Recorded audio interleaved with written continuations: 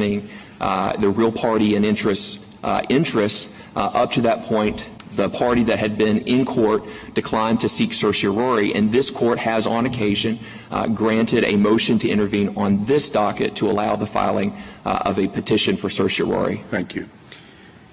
You noted, counsel, that the Attorney General intervened on behalf of the Commonwealth of Kentucky. I don't quite understand if that's different than simply representing the Commonwealth of Kentucky as its counsel, or if the Attorney General is intervening in his own capacity as distinct from the Commonwealth. Mr. Chief Justice, we followed the roadmap this court laid in Hollingsworth, which is to say that a state has to have the power to act through its agent. And so our position is that we are here as the agent of Kentucky. And I think that's consistent with how Hollingsworth talked about it. A state has the power to act only through its agent. I'll point this court also to its decision from last term in Brnovich, where the Attorney General of Arizona came here for the state, and the court pointed out in discussing it that the Arizona Attorney General, quote, fits the bill of someone who can stand in for the state. I also think it's consistent with what this court said in Bethune-Hill. In that case, the Virginia House of Delegates did not have the authority that we have here, but the court talked about it as standing in for the state. And I think that's what we're doing here. And I read Bethune-Hill to tell us that when we are here on behalf of the state, that is a distinct representational capacity that is separate and apart from whatever institutional interest the Attorney General may have. Is it the normal, if you take a typical run-of-the-mind case and the Attorney General is representing, any state entity, do they appear on behalf of the Department of Social Services or whatever it is, or is there no separate designation of that on behalf sort? I think it's different if we are retained as counsel, the Attorney General's office, as we were by the Secretary before the Sixth Circuit. We just appeared as counsel for the Secretary. But as a general matter, when Kentucky's Attorney General comes into court for the Commonwealth, we note that it's often through a Commonwealth ex rel Attorney General action. If you look at the cases we cited at pages 4 and 5 of our blue brief, they are Commonwealth ex rel Attorney General on behalf of the Commonwealth. And so when we're appearing for another state official, we're just counsel. And from a Kentucky law perspective, I think that makes sense because the Attorney General is not just a lawyer for the Commonwealth. Kentucky law tells us he is the chief law officer of the Commonwealth.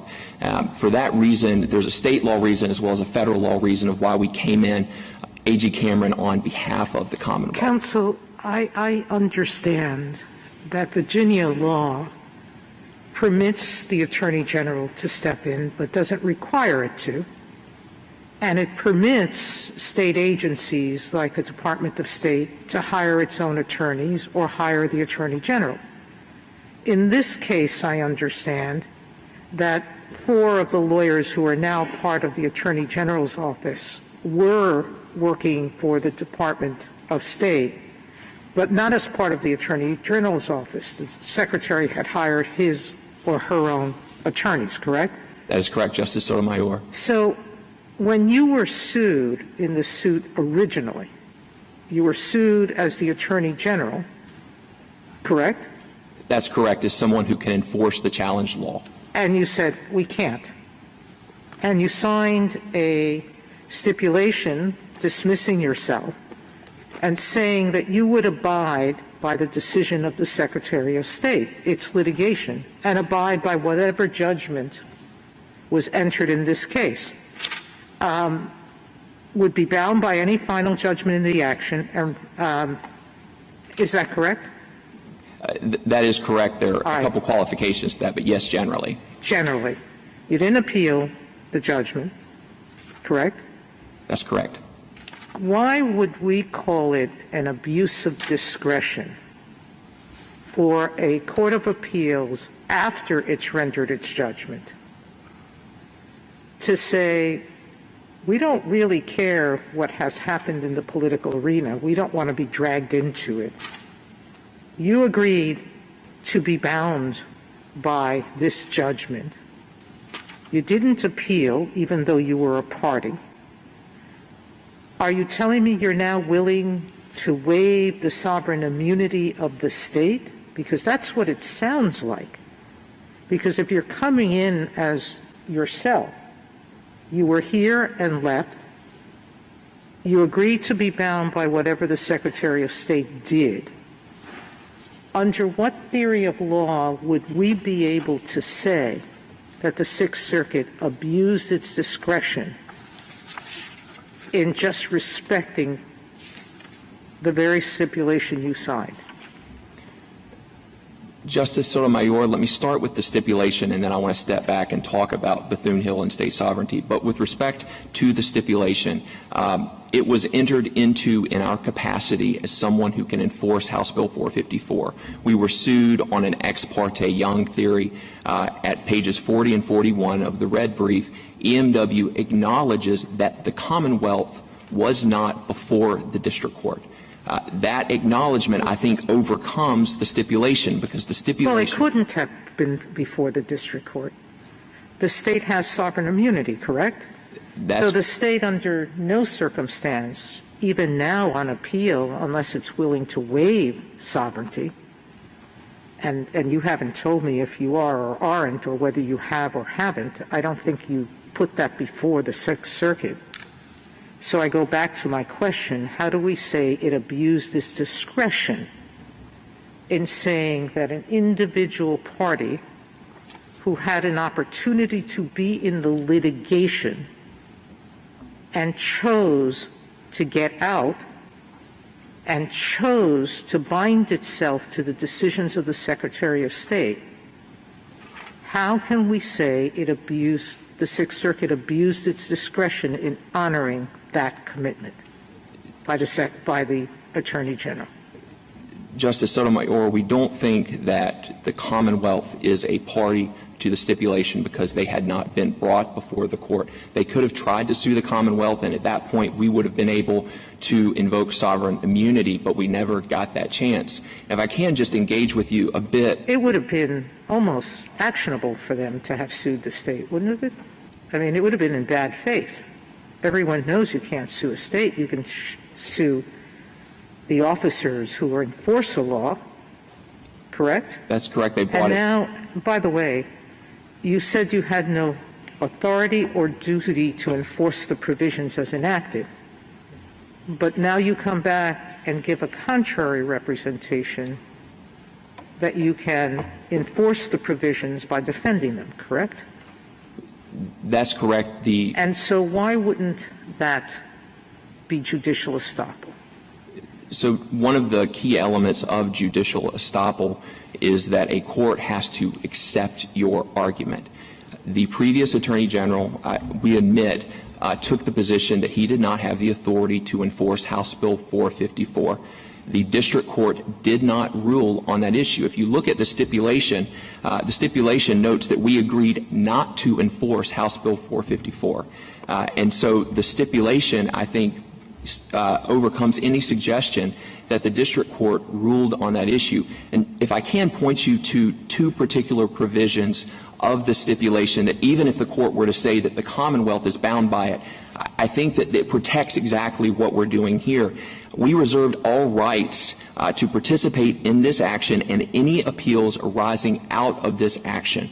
And we preserved our ability to benefit from any favorable result on appeal. So those two provisions work together, that even if the Attorney General— But you didn't appeal on time.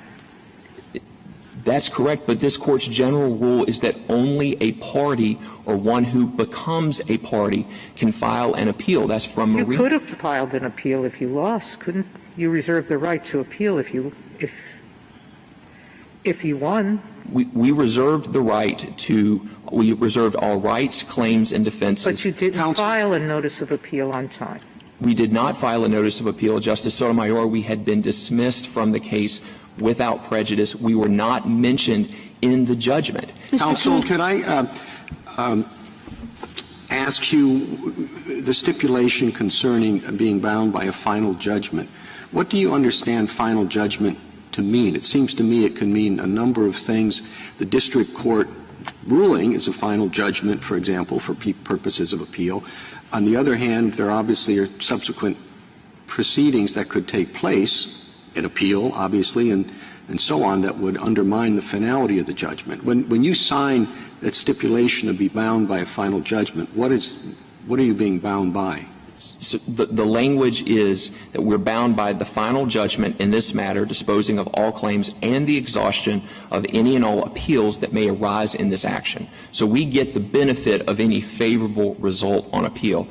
So the notion would be that, yes, we're agreeing to be bound, but we're preserving our rights to come back in. I'll note that although we disagree with most of what the Sixth Circuit did, if you look at Joint Appendix 229, the Sixth Circuit appears to have agreed with what I'm saying here, where they noted that we had preserved all claims and rights relating to whether we can participate on appeal. So I think that's one thing, reading the stipulation, that the Sixth Circuit in fact got right. And if I can step back and talk about Bethune-Hill, this Court has told us that federal courts should respect how a state structures itself when defending its laws. Kentucky's put together a system where, as Justice Sotomayor mentioned, state officials oftentimes provide the frontline defense of state laws, and this makes sense because they have particular expertise in enforcing these laws. But Kentucky, unlike Virginia had done in Bethune-Hill, said it's not good enough for the state that one official gets to make all litigation decisions for the state. What we as Kentuckians want is a fail-safe that if a state official who enforces state law says, I'm not going to appeal any further, Kentucky's Attorney General can come in for the Commonwealth and say, no, the Commonwealth wants to go farther. This envisions a system Mr. Kuhn, I'm sorry, complete your sentence. This envisions a system of state officials working together to defend Kentucky's law, which is what happened here. Could I assume for a moment that the Attorney General's office could have appealed? Okay? Just let's assume with me that it could have, because it was bound by the judgment, because of the stipulation, because of the combination of the two, because of any number of other things. Just assume with me that the Attorney General's office could have appealed. In that case, would the petitioner's jurisdictional argument be correct? No, Justice Kagan, I don't think it would, and let me explain why. Let's assume instead of putting the power to defend Kentucky on the Attorney General, the General Assembly of Kentucky had given it to itself. If that had happened and everything had stayed the same in your hypothetical, this Court would not be having a jurisdictional discussion then, because everyone would understand that the Attorney General in his enforcement capacity, who in your hypothetical had gone to final judgment, is different than the General Assembly coming in on behalf of the Commonwealth. I guess I'm not sure I understand the answer, so let me reframe the question a little bit. Take our decision in Torres, right, which is the case where we make clear that the notice of appeal requirement is jurisdictional and impose a very harsh rule saying that if you don't appeal, even if it's not your fault, you're out of luck, okay? So do you think if Torres had gone further and Mr. Torres had filed a motion to intervene, that we would have said, oh, sure, go ahead and intervene in the suit? Would the Court have said that? Our position is that we do not think a notice of appeal for a party who could have, appealed but failed to do so. We don't think a motion to intervene in the ensuing appeal that the party failed to take, we don't think that would be proper because of how this Court talked about jurisdiction in Torres. But my point is that if you had separated the power to represent the state from the Attorney General, no one would think there's a jurisdictional problem. The only reason we're having a jurisdictional discussion here is because two hats were put on the same official, two hats, the language this Court used in Bethune-Hill. And this Court told us in Bethune-Hill that representing a state as the agent of the state is distinct from your institutional hat. But that's just contesting the premise, which is that the Attorney General could have appealed. If I understand your argument, it's the Attorney General couldn't have appealed because he would have been doing so in a different capacity than he had taken in the first place. That's not my position. My position is that, stepping outside of your hypothetical, because of the way the stipulation was written, the Attorney General could have appealed because it's consistent with him reserving his rights to claims and rights to participate in any subsequent appeal and to benefit from any favorable ruling. I apologize for pressing on this. I'm just maybe just not understanding, and it might be my fault entirely. But if you agree that in the mine run of cases, in a Torres-type case, where the person could have appealed, didn't appeal, if you agree that it would then be improper to grant intervention rights, which I take you to agree. Mm-hmm. Okay, so that's a very simple case, and it seems to me that the petitioners would say that's exactly what happened here because the AG could have appealed, didn't, and now is seeking intervention. And, if we assume the point that the AG could have appealed, why doesn't the same result follow?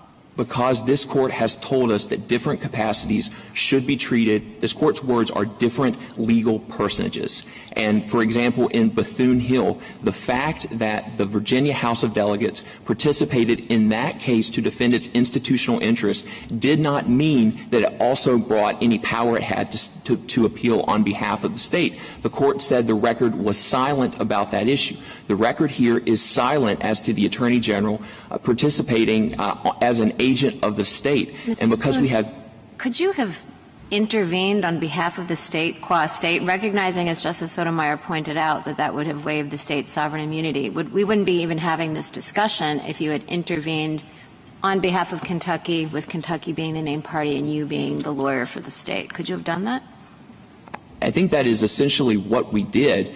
The reason we came in on behalf of the Commonwealth was because this Court told us in Hollingsworth that that states have to act through their agents. So we identified ourselves as the agent of Kentucky, and we came in on behalf of the Commonwealth, just as Hollingsworth envisioned. This Court noted in Hollingsworth that state attorneys general are typically the people who are tapped to defend the sovereign interest, to speak for the people of Kentucky. So, yes, I would agree with that we could have come in as the Commonwealth, which is essentially what we've done here. We were just following this Court's direction from Hollingsworth by identifying ourselves as the agent of Kentucky. So are you answering yes? You've waived Kentucky's sovereign immunity? So I don't think this Court has ever said that when we participate as an agent of the Commonwealth or an agent of the state, that is in fact a waiver of sovereign immunity. If you're not a party, you can't be the agent of anybody. You can only be an agent of a party. I think so I agree that we're an agent of the party, and to the extent that does create a waiver of sovereign immunity, I think it's a narrow waiver related to whether House Bill 454 is constitutional. It's not unprecedented for states to come in and defend their laws. For example, in Maine versus Taylor. If you had stayed in this litigation, would you have been defending this law? What other capacity would you have served if you had stayed in the litigation when you were sued? You were being sued as an agent of the state, correct? No, we were being sued because we can enforce House Bill 454 under Ex parte Young. If they had sued us as an agent of the state, we would have been able to invoke sovereign immunity. Everybody agrees that Kentucky was not there in district court. Pages 40 and 41 of the red brief. That concession being made, it cannot be the case that Kentucky is jurisdictionally prohibited from coming in. The only reason we're having this discussion is because the Attorney General wears two hats. Just like the state official wore two hats in Karcher, just like the hats that were discussed in Bender. This is not a novel thing. We followed the Court's direction in Bethune-Hill to bring us here.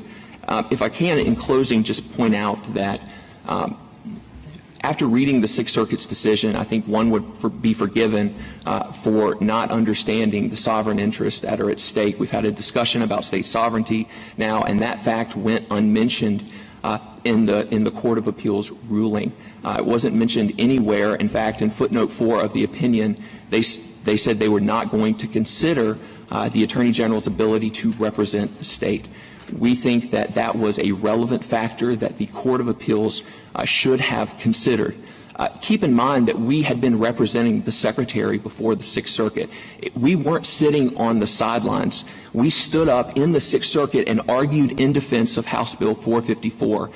The Secretary informed the Attorney General's office 7 days after that decision came down that he would not appeal further. 2 days later, we filed a 20-page motion to intervene on behalf of the Commonwealth. That's how we titled it in both our intro and our conclusion. We said that we were on behalf of the Commonwealth more than a dozen times in the motion, but that just went unrepresented.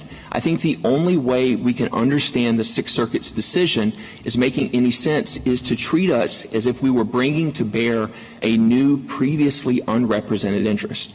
We were not doing that. The Secretary had been defending Kentucky's interests, and we had been counsel for some of that period. So when we stepped forward, we sought to defend the same interest as the real party in interest that the Secretary had been defending all along.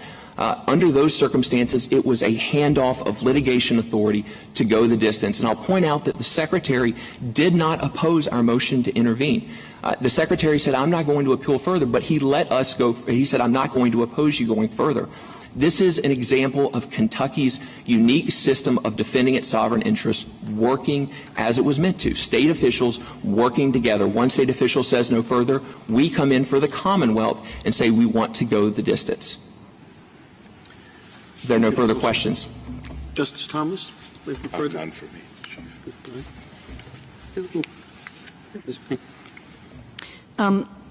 If I understand your argument, was it up to me? I'm sorry. Yes, you're okay. Correctly, Mr. Kuhn. It really does all come down to this two hats theory. Is that correct? I think we've got two arguments on jurisdiction, the two hats theory and the argument that even if you disagree with us on two hats, the Attorney General could not have appealed because of the stipulation. Okay. Well, okay. So if you assume that the Attorney General could have appealed, then it comes down to the two hats theory. Yes. That's correct. If you assume our second argument is wrong, we're resting on our first. Yeah. So just one question about the two hats theory, which I guess I'm just not sure I understand, because it seems to me that the Secretary's role in this entire litigation pretty much proves that the two hats theory doesn't work, because your theory is that the Attorney General was stepping in to replace the Secretary, who until that point was representing the state's interest. But the Secretary was sued in his capacity as a state official who could enforce state law. So doesn't it really come down to the same thing? The Secretary was sued because he could enforce state law. He was obviously representing the state's interests. Nobody else was doing that. So the two seem completely intertwined to me, and the Secretary's role in the litigation prior to the Attorney General's intervention motion proves that, doesn't it? No, it doesn't. The Secretary has the power as a matter of Kentucky law to defend Kentucky law when challenged. But so the fact that he can take actions consistent with Kentucky's interest in defending its law does not mean that he has the power to stand in as the agent of Kentucky. Only the Attorney General under Kentucky Revised Statute 15.020 has that power. So I think the distinction to be drawn, Justice Kagan, is that, yes, the Secretary took actions consistent with Kentucky's interest by defending Kentucky law. When he said no further, that's when we stepped in, which is what we think Ms. McDonald did in this Court's McDonald decision, and that's why we're consistent with that. Justice Gorsuch? Counsel, do you agree that abuse of discretion is a proper standard of review for this Court analyzing the Sixth Circuit decision?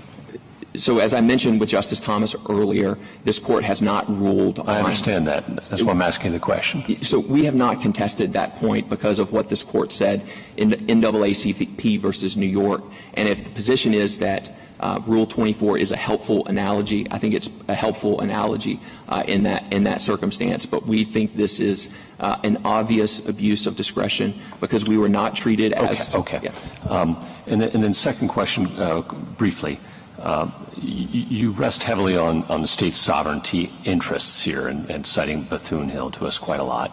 Where do those interests run out? When would it be proper for a court of appeals under an abuse of discretion standard to deny intervention by a state entity? If we had sought rehearing like we did, attended our rehearing petition, but we had filed it after the deadline, I think that a court of appeals would be within its discretion to say, no, you're delaying this litigation. If we had come in and said, Court of Appeals, please remand this case to the district court to let us put on more facts, I think that the court would be within its discretion to deny a state's intervention. But our point is where we moved to intervene and did not delay this case by even a day, and where we merely sought to pick up where the Secretary left off and to exhaust all appeals. In that circumstance, we think that is an abuse of discretion. Justice Kavanaugh? So does the same kind of rule apply in private litigation? So suppose a private plaintiff sues a private defendant under state tort law. The private defendant argues that the state tort law is unconstitutional, and the court on appeal rules that the tort law is unconstitutional. Okay? And the the private plaintiff, chooses not to seek in-bank or cert. Can a state AG intervene in that circumstance even though the private plaintiff has chosen not to seek in-bank or cert to argue that the state tort law is in fact constitutional? I think this court told us in Hollingsworth that a private party defending state law is just a different matter than a state official who has sworn an oath to defend Kentucky's Constitution who was popularly elected.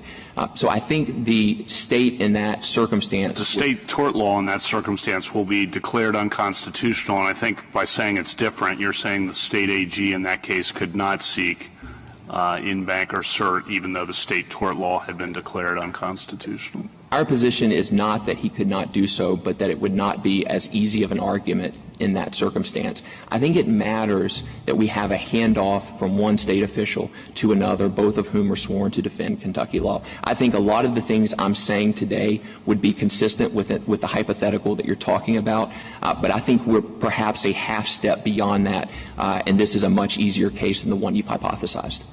Thank you. Justice Barrett? I have a question that's related to the question Justice Thomas started out with and that Justice Gorsuch just followed up on. Justice Thomas asked you where we get the authority to even impose these standards on the courts of appeal. And I think we've treated it as the lower court having some inherent authority just pursuant to the judicial power to manage its docket. And I heard you saying that we have the authority to make sure that the rules that the courts adopt and apply are not abuses of their discretion.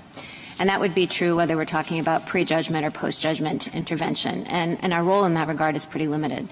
I have a question specifically about how we should think about that relationship in the context of a post-judgment intervention motion, because we've also asserted that we have some inherent supervisory authority over the courts of appeal. And in the post-judgment intervention context, we might also have some concern that wouldn't be present in the prejudgment context about a court of appeals trying to evade our review. How, if at all, should we think about that factoring into the analysis? Is that — it's more than just equity to the litigants, arguably. So how does that play a role at all? I think it does. And if this court wants to look to the Day opinion from the Ninth Circuit that dealt with that, that was when Hawaii came in.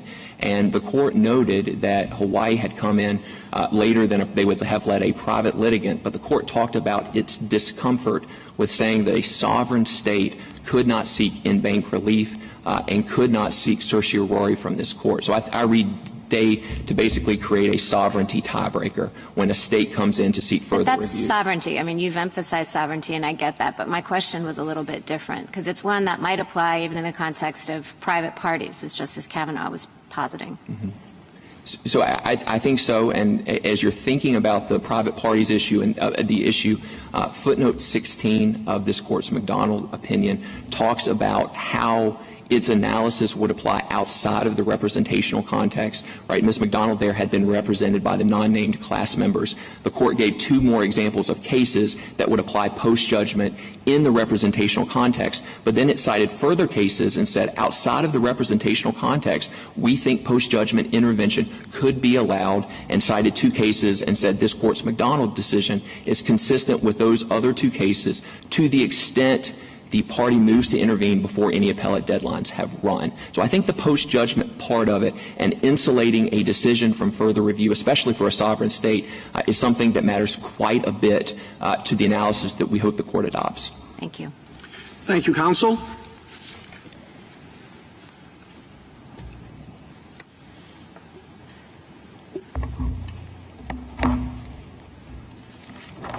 Ms. Colby-Molinas. Thank you, Mr. Chief Justice, and may it please the Court. The Attorney General agreed to be bound by final judgment and chose not to appeal it. Because he was expressly bound by the judgment, he had a right to appeal, but he had to do so within the 30-day time frame set by statute. He cannot now avoid his jurisdictional failure by seeking to intervene instead. The Attorney General does not directly dispute that one who is bound by judgment and fails to appeal cannot intervene. Instead, he offers two responses, both insufficient. First, he argues that he is exempt from jurisdictional rules because he is wearing a different hat on appeal than he wore when he agreed to be bound. But the Attorney General was sued and bound in his official capacity, and the fact that a party has more than one job responsibility does not allow it to evade a jurisdictional bar.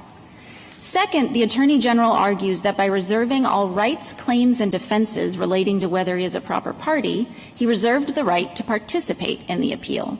But you can only reserve the rights that are available to you, and there's no right to join an appeal after failing to satisfy the jurisdictional rules for doing so. However, even if intervention were not jurisdictionally barred, the Court of Appeals should be affirmed. Intervention is not a revolving door that allows a party to agree to be bound, procure their dismissal, fail to appeal, and then gain reentry to the suit after the Court of Appeals has ruled. Moreover, where the Attorney General was on notice of his interest in preserving the third-party standing argument nearly a year before the Court of Appeals ruled and did nothing about it, the Court did not abuse its discretion in denying post-judgment intervention when it was based primarily on that argument. Finally, it is not disrespectful to the Attorney General's and Kentucky's sovereign interests to hold the Attorney General to his decision not to appeal, particularly when he can make the same arguments he made in his intervention motion through Rule 60B. I welcome the Court's questions, but will otherwise turn to the jurisdictional argument first. Just one brief question. In your introductory comments, you did not refer to Eisenstein and how you would work around Eisenstein if you think the Attorney General was a party. I don't think Eisenstein changes the Attorney General's obligation to appeal here, because Eisenstein recognized that what this Court held in Devlin, and what this Court held in Devlin and in the three cases that it cited in Devlin, is that when a person participates in the proceedings before the district court in a manner that results in them being bound, then they have a right to appeal. And of course, in Eisenstein, you were talking specifically, the Court was talking specifically about the False Claims Act context, where there is a statute that says the United States can't participate unless it first intervenes. So if this Court in Eisenstein had held that the United States was a party, even though it had not done what Congress had required it to do to become a party, then that would have been undermining the statutory interest. But here, and as Devlin recognized, the situation is different. It's context-specific. And here you have the Attorney General who moved for and obtained a court order expressly binding him to the final judgment. That final judgment was then entered by the same district court that originally bound him to it. But what was the effect of the order? Was the Attorney General retained as a party or dismissed as a party? The Attorney General was dismissed as a named defendant, but not completely dismissed, because obviously when someone is completely dismissed, then they have no more relation to the suit. Can you give me an example of another case where a party was dismissed but also remained a party? I'm not sure that this court has ever considered such a case. I do know that it's routine in the courts of appeals for people who are bound by judgment, even if they're not currently named defendants, to be able to appeal. But I don't think there's any case that this court has ever considered. Do you know of any cases outside of class actions, for example? Where one who is bound by judgment but not a named party? Exactly. Yes, we've cited cases in the red brief and in the amici federal courts have cited decisions from the courts of appeals. I'm sorry if that was your question, but from the courts of appeals, where people who are expressly bound by the judgment but not named as defendants have a right to appeal. And finally, the Sixth Circuit seemed to rely primarily not on the jurisdictional issue, but on intervention, that the reason it would not grant intervention was because of prejudice. And it based that prejudice to you on an argument, a third-party standing argument that the Attorney General was raising. Can you give me an example of a case where a party wants to intervene is prevented from doing so based on prejudice because that party wanted to raise a jurisdictional argument? Well, Your Honor, at that time, in the Sixth Circuit, that argument was not a jurisdictional. The third-party standing argument was not jurisdictional. So, but I'm not aware of any case in which someone has been denied intervention to raise a jurisdictional argument, but that wasn't, under Sixth Circuit precedent, that wasn't a jurisdictional argument. So what's the prejudice? The prejudice was that the argument had been waived. The Secretary had not made the argument about third-party standing on appeal. It had been part of the district court judgment. The district court had held that the plaintiffs had third-party standing. The Secretary chose not to appeal it. And that was clear as of July 2019, nearly a year before the Court of Appeals ruled. The Secretary filed their brief and did not make the third-party standing argument. Yet throughout this time, the Attorney General did nothing to try to intervene and make the argument. He was on notice as of July 2019 that if someone else didn't make the third-party standing argument before the Sixth Circuit ruled, it would be waived. And yet even when he entered an appearance on behalf of the Secretary, he entered an appearance after briefing had been completed. All he did was show up at argument.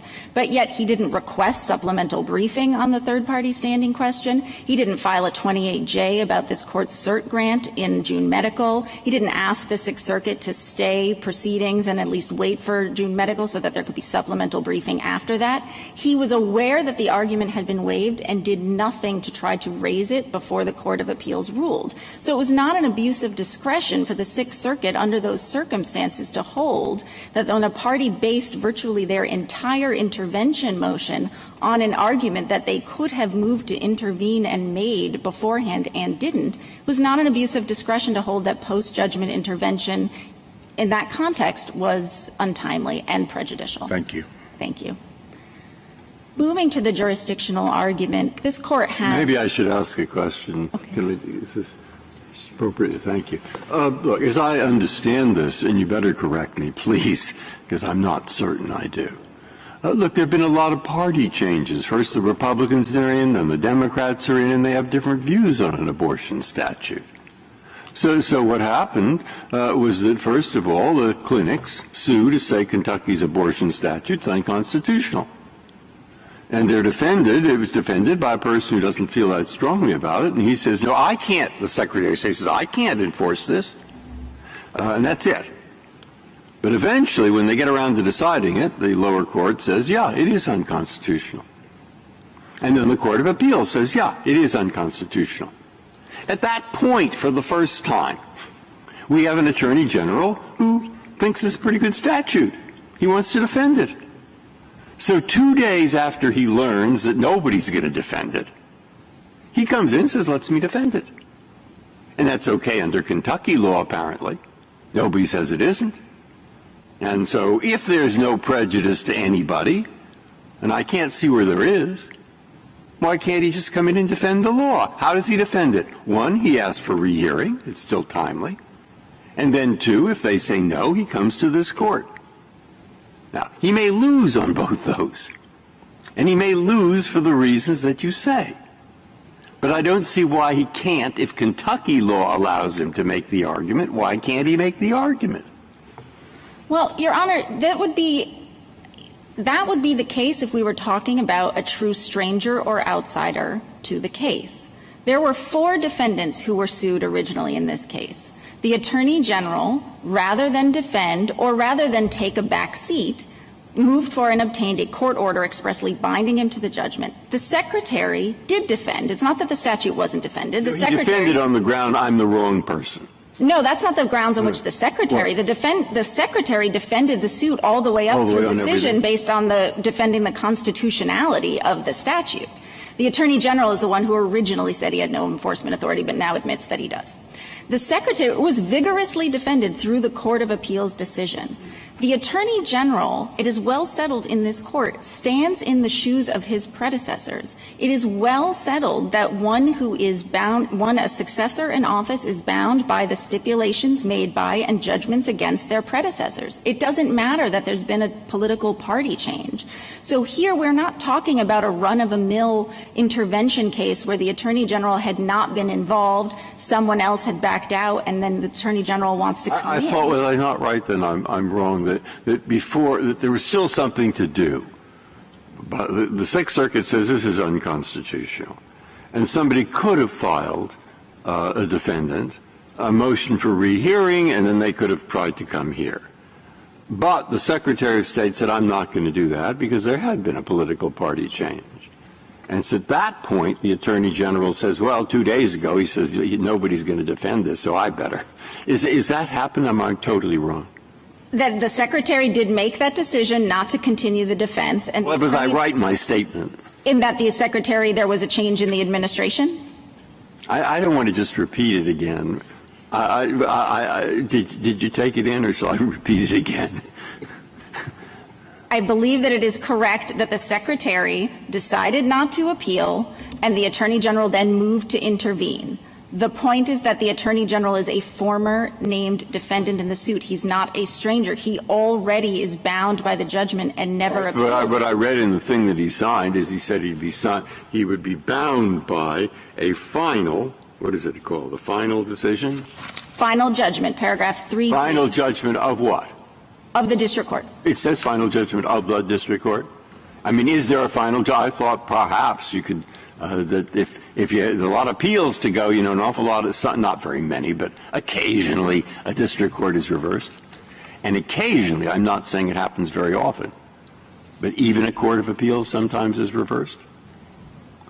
And so is it a final judgment if there still are appeals to take? It is, Your Honor. In this Court's decision in Melkonian, the term final judgment refers to final and appealable. It is only unless you clarify a final and unappealable judgment that you're talking about a judgment that is not final until all appeals have been exhausted. So if he goes and asks them to rehear it, motion to rehear, which is what he wants to do, then the court will just write what you just said. No, denied. Why? Because. And then they give you a reason. The court I would assume the court would deny it for being jurisdictionally barred, but the court is, before that point, jurisdictionally barred from allowing him to intervene. He didn't file. I thought your friend on the other side read additional language after the stipulation be bound, saying subject to preservation of rights to appeal and so on and so forth. Well, he read 2 different provisions, and so I think it's important to clarify. Paragraph 3B, which is on page 29 of the joint appendix, is not the paragraph that binds him to final judgment. That is a separate agreement not to enforce until all appeals were exhausted.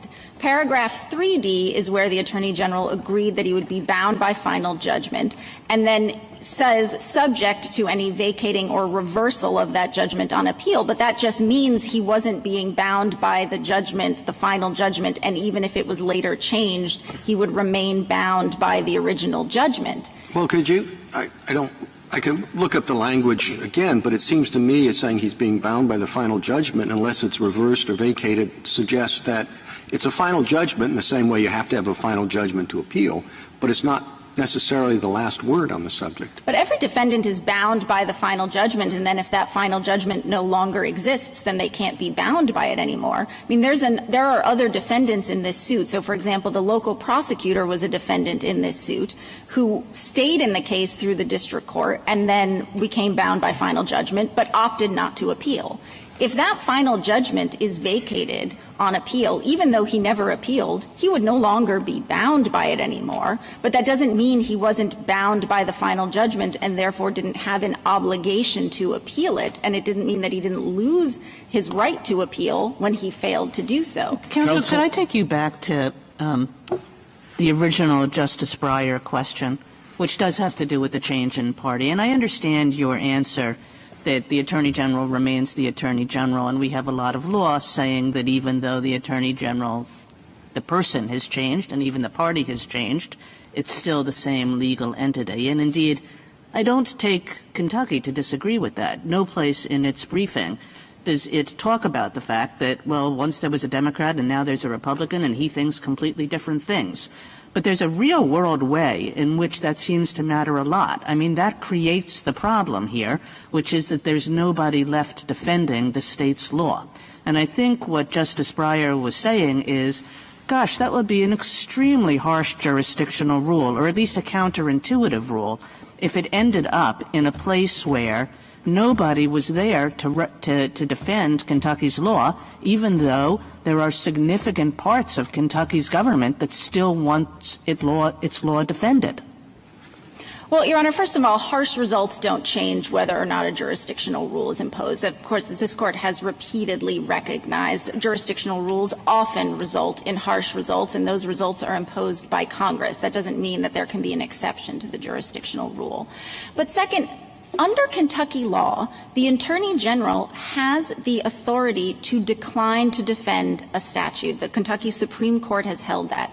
And that is exactly what happened when the Attorney General originally, in this case, declined to defend the statute.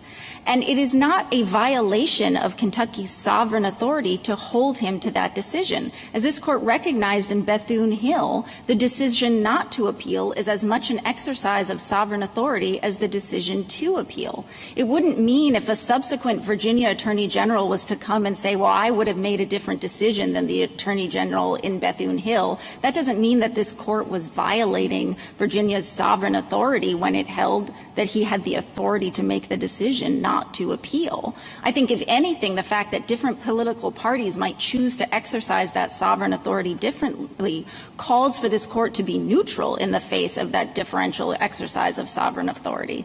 And so, again, I think what separates this case is the fact that if the Attorney General had never exercised that sovereign authority to decline to defend and to enter into a court-ordered stipulation and dismissal binding him to the judgment, then I think we would be more in the case of what Justice Breyer was describing, of a case in which the sovereign had never been given the chance, perhaps, to exercise or defend the statute, and then now it was being taken away from it. But here, the Attorney General exercised the authority he had not to defend and to agree to be bound. Another defendant chose to continue to defend, chose to appeal, saw that appeal all the way through, and then decided at that point to lay down his sword.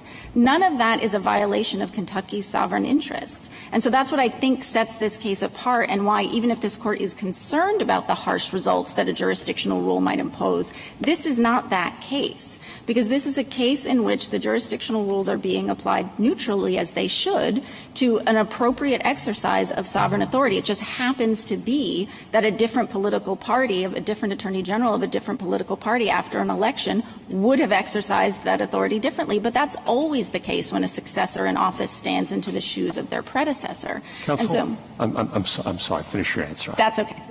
That's a good stopping point? That's a good stopping point. Okay, all right. Thank you. My first question is, put aside the stipulation order. I want to press further where Justice Kagan and Justice Breyer were. Put aside the stipulation order here. Assume the Attorney General hadn't been involved initially. Would it have been proper for the Attorney General then to intervene on appeal 2 days after getting would notice? Not have been jurisdictionally barred. Okay. We certainly still think there's a timeliness issue, but there would not be a jurisdictional issue if he had not been bound and failed to appeal. Okay.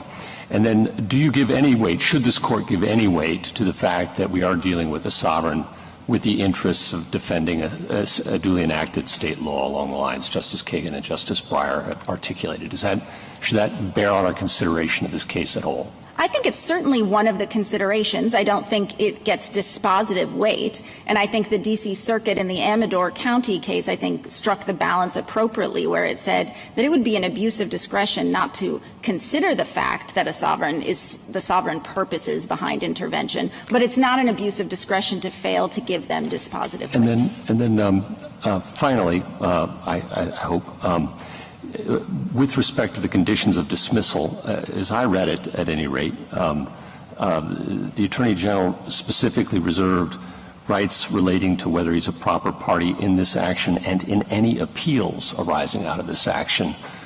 And the Attorney General obviously argues that includes the argument that he can later seek intervention, that was expressly reserved. What do you do about that? Your Honor, he could only reserve the rights that were available to him, and we believe he had a right to appeal. So But, Counsel, I'm sorry, let me just intervene there. I'm sorry. But I think we agree that absent the stipulation, one of the rights the Attorney General would have had is to seek intervention on appeal. So why wasn't that one of the reserved rights?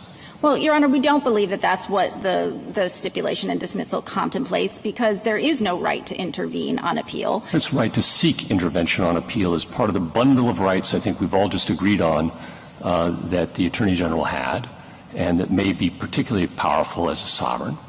And why didn't this language adequately reserve those rights? Because if he was, and I'm not trying to resist a hypothetical, but if he was bound by the judgment, then he had to appeal, and if he didn't, he couldn't come back to the suit. If so he wasn't bound by the reservation of rights here, is that the argument? I'm saying if he wasn't bound by the judgment, he wouldn't have needed a reservation of rights to reserve the right to seek intervention. That's not something you would need to reserve, because any stranger or outsider to the action could move to intervene. That's just not the context in which the stipulation and dismissal was entered, Your Honor. Counsel, can I ask you a question about the premise of the jurisdictional argument altogether? I guess I'm struggling to see why 28 U.S.C. 2107 is the right way to think about this, because it doesn't seem to me that intervention necessarily overlaps with 2107. I mean, he's not filing a notice of appeal. He's seeking to intervene. It seems like a different thing. And it might be that the fact that he signed this stipulation before might be an equitable reason or one of the considerations in this intervention calculation, the Rule 24 analog, for why the court might not let him do it. Like a court might say, hey, you had your chance, you signed that away, no, we're not letting you come in at this late date. But I guess I don't understand why it's jurisdictional, because it seems to me that a motion to intervene is just a different way of getting before the suit. So are you aware of any other cases in which a court of appeals has treated a motion to intervene as implicating 2107 at all? Because, I mean, after all, in the language in 2107A, it just says unless notice of appeal is filed within 30 days.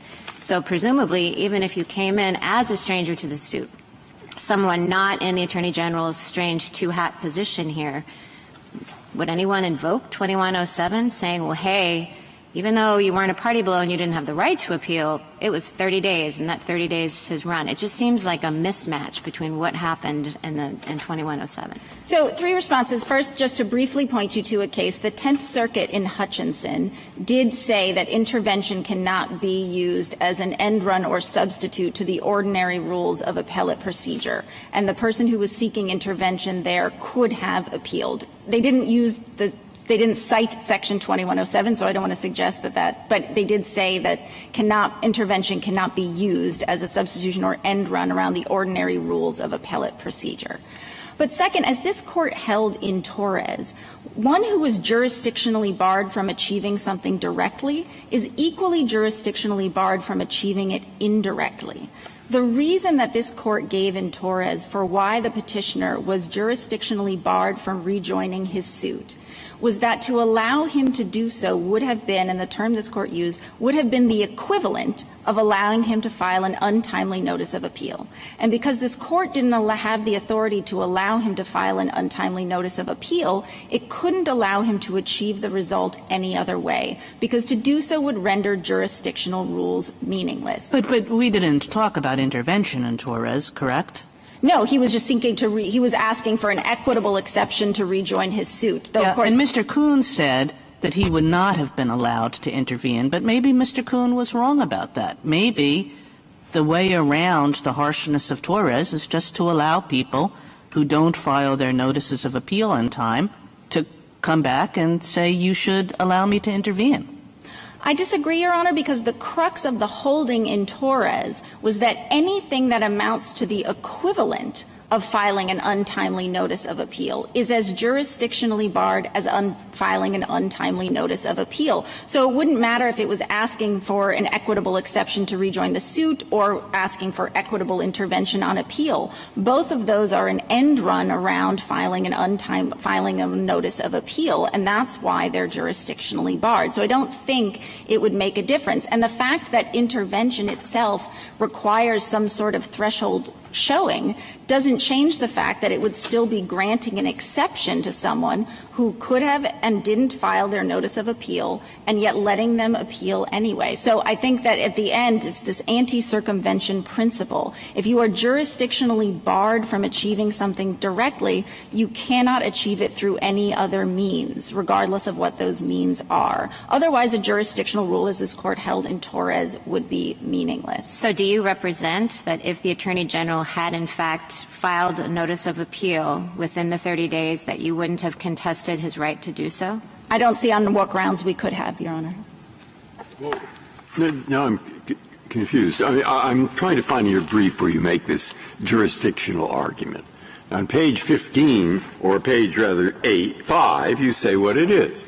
You say he agreed, the Attorney General, that any final judgment about the constitutionality will be binding on the Attorney General, subject to any modification, reversal, or vacation of the judgment on appeal. That's what we're talking about, right? Yes. Okay. Then I see later that really they dismissed it on a different ground, namely that it was untimely. And I don't see much argument about that point, that bars him forever. Have I missed something? Where is it argued that's a promise? That's a promise. That I won't intervene later or do anything else. I'm out of it. Whatever the district court holds, I'm out of it. That's what you're saying, I think. If you fail to appeal, you are out. That's the jurisdictional rule. Okay, okay. So I got the argument right. Yeah. Where do you discuss it in your brief? The jurisdictional argument? Yeah. The brief, it's the first argument. The first, okay, I got it then. I know the first argument. So yes. Okay. But they didn't reach that as a ground, did they? No. Because of this added language and so forth, what do you think of saying, look, you did it on a timeliness basis, but really there's an argument here that they're barred jurisdictionally because of this promise. Effectively, they promise not to do it. Please consider that. It would be appropriate to allow the Sixth Circuit to consider the jurisdictional argument because I agree they didn't consider it. I wanted to address the point about sovereignty and the waiver of sovereign immunity that had been raised before, because I think it is very clear that we are dealing with the Attorney General, who is the party who is intervening here. First, one need only look at pages 45 to 46 of the blue brief to see that the Attorney General has cited his institutional interests. He cited the fact that he has enforcement authority under HB 454. He even cites that he is bound by the judgment as a basis for intervening. But second, every Attorney General knows the difference between moving for intervention on behalf of himself and moving to intervene for the state, because when the state intervenes, it necessarily waives sovereign immunity, which is significant and irreversible. There is no such thing as essentially waiving sovereign immunity. Sovereign immunity, it must be unambiguously and expressly waived, and this Court has held that voluntary intervention is such a waiver. And that's why I think it's not just a mere technicality or formality that this case is the intervener is Attorney General Cameron, and this case is called Cameron v. EMW. The intervener here is the Attorney General. It is not the state of Kentucky. And this Court should not construe where there is ambiguity and where there is question of who the intervener is, should not construe it as the Commonwealth of Kentucky, because that would be an irreversible waiver of Kentucky's sovereign immunity. And indeed, the parties in this case have not even briefed the circumstances under which the Attorney General in Kentucky can waive the Commonwealth's immunity. So I think that it's very clear that what we're dealing with here is the same party who was sued is now the party who is moving to intervene. The same party who was bound is the party who is moving to intervene. And it's not the Commonwealth of Kentucky who's moving to intervene here. And that's why the jurisdictional issue cannot be ignored. I thought he said that it could be construed as a limited waiver of sovereign immunity.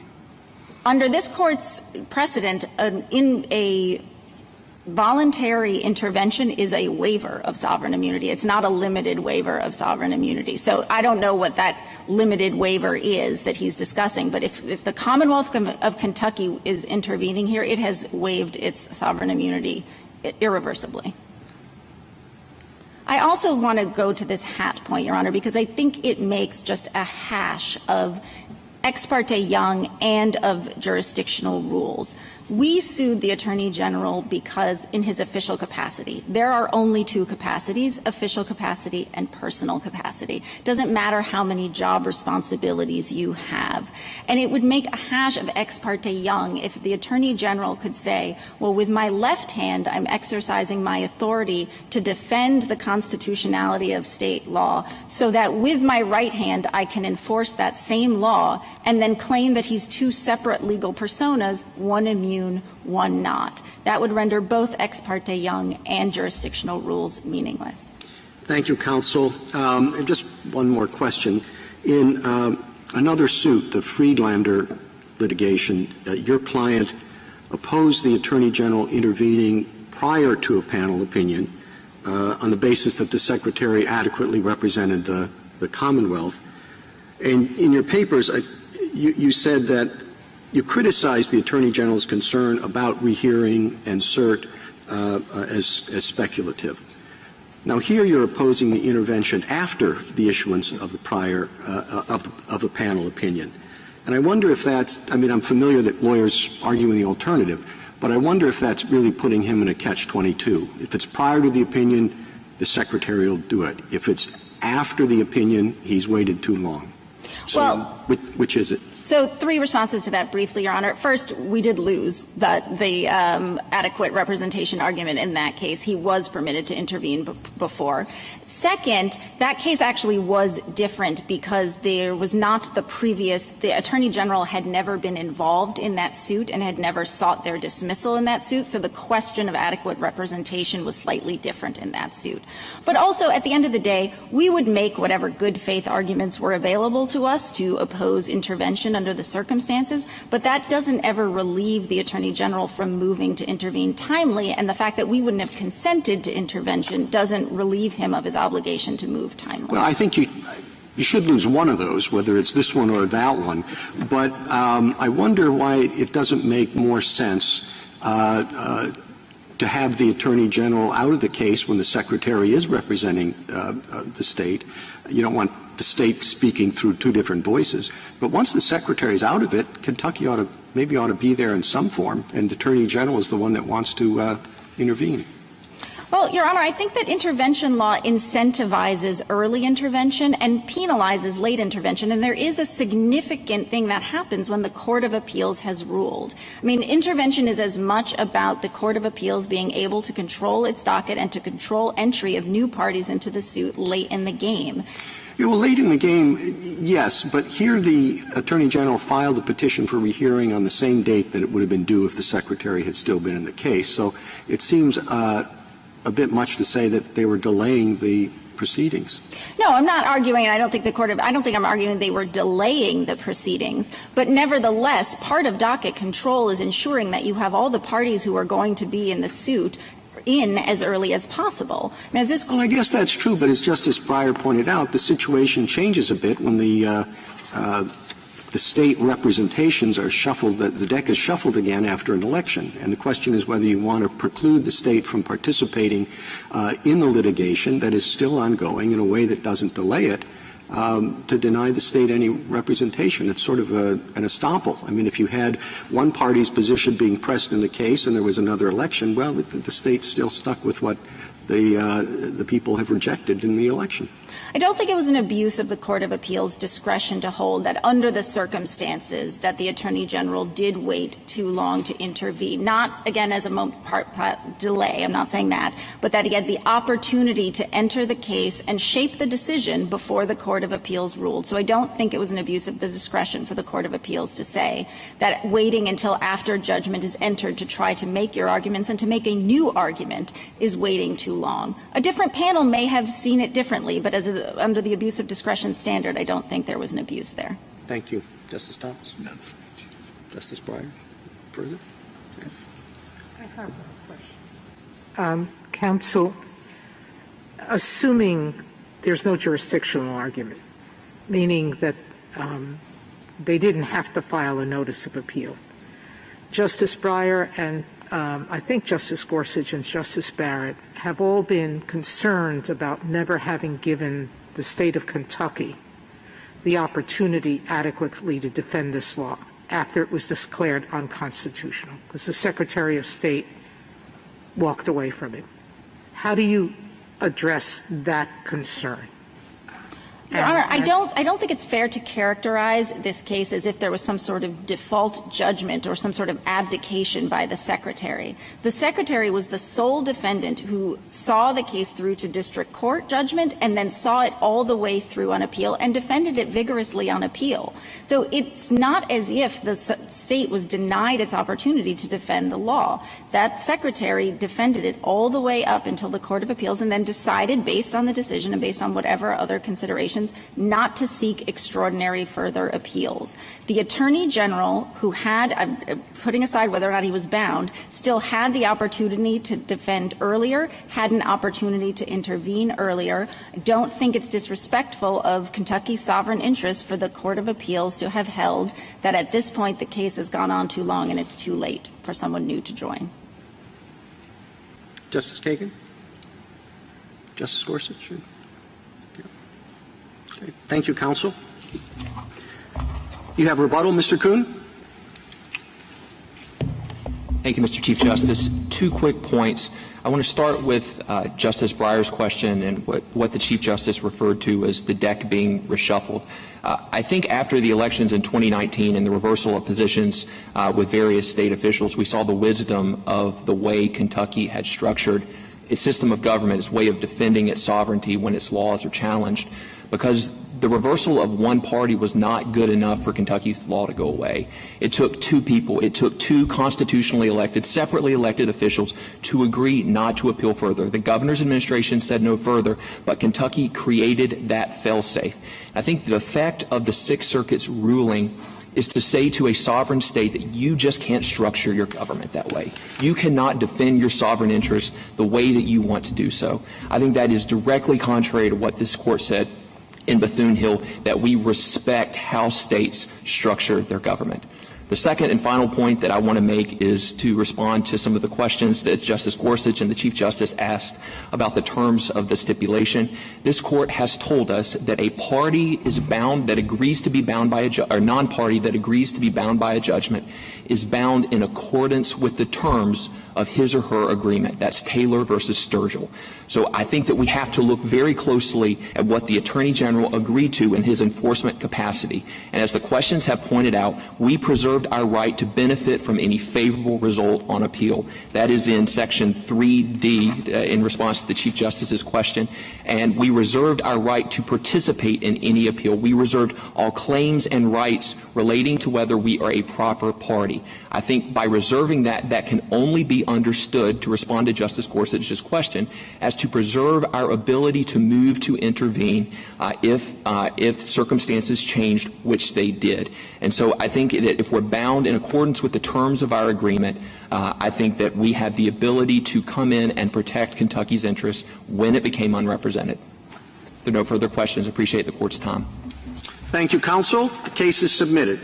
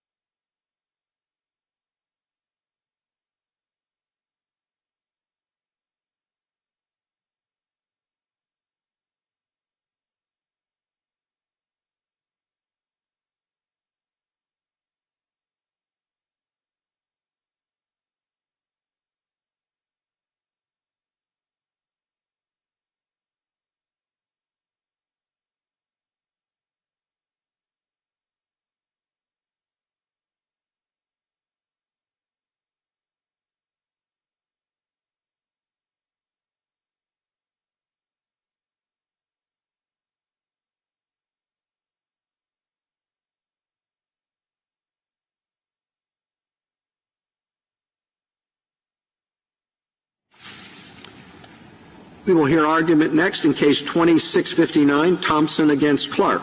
Mr. Ali. Thank you, Mr. Chief Justice, and may it please the Court. The Second Circuit holds that a criminal proceeding terminates in the accused's favor only if it affirmatively indicated that the accused is innocent. That is wrong. A criminal proceeding terminates in the accused's favor when it ends and the prosecution has failed to obtain a conviction. As this Court has recognized, Section 1983's favorable termination rule protects against parallel proceedings, inconsistent judgments, and collateral attack. That explains why the plaintiff in Heck had to go off and get his conviction overturned on direct appeal, habeas, or through a pardon, and it explains why the plaintiff in McDonough satisfied the rule upon his acquittal. It also explains why the dismissal of charges terminates the proceeding in the accused's favor. When charges have been dismissed, a civil suit is not parallel to, inconsistent with, or collaterally attacking anything. As the 11th Circuit observed, every circuit to adopt the indications of innocence approach has mistakenly imported it from an unsubstantiated comment in the restatement. With very able counsel, respondent could not come up with any plausible defense of that added inquiry and focuses most of his energy on record-specific arguments from the certiorari stage that divert from the question presented. Respondent had a tall order. If he wants to inject his additional innocence inquiry into this federal statute, he had to show it was so well settled in 1871 that Congress would have taken it for granted. Instead, respondent openly admits that there was no such well-settled principle. This Court's opinion can end there. Even pretending that respondent could fight to a draw, it would not be a basis for reading his additional inquiry into the statute, and respondent is nowhere near a draw. As the 11th Circuit detailed, all jurisdictions except for Rhode Island adopted petitioner's rule and understood that the dismissal of charges terminates the proceeding in the accused's favor. I welcome the Court's questions if there are any. Mr. Ali, before we get to the termination issue, favorable termination issue, don't we have to address whether or not there actually can be a malicious prosecution case or claim based upon a Fourth Amendment seizure? So I don't. An unreasonable seizure under the Fourth Amendment.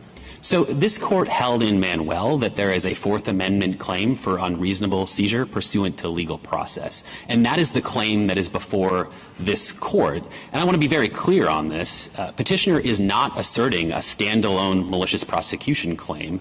You know, respondent before this Court now at the merit stage is asserting some sort of confusion in that respect because respondent used the malicious prosecution label that is used, you know, throughout all of the circuits. As Chief Judge Pryor put it, that's the shorthand for this Manuel claim. So, you know, we think the Court has already decided that the claim exists, Your Honor, but the role that the analogy to malicious prosecution plays in this case is a particular one, and I'm happy to address that, Your Honor.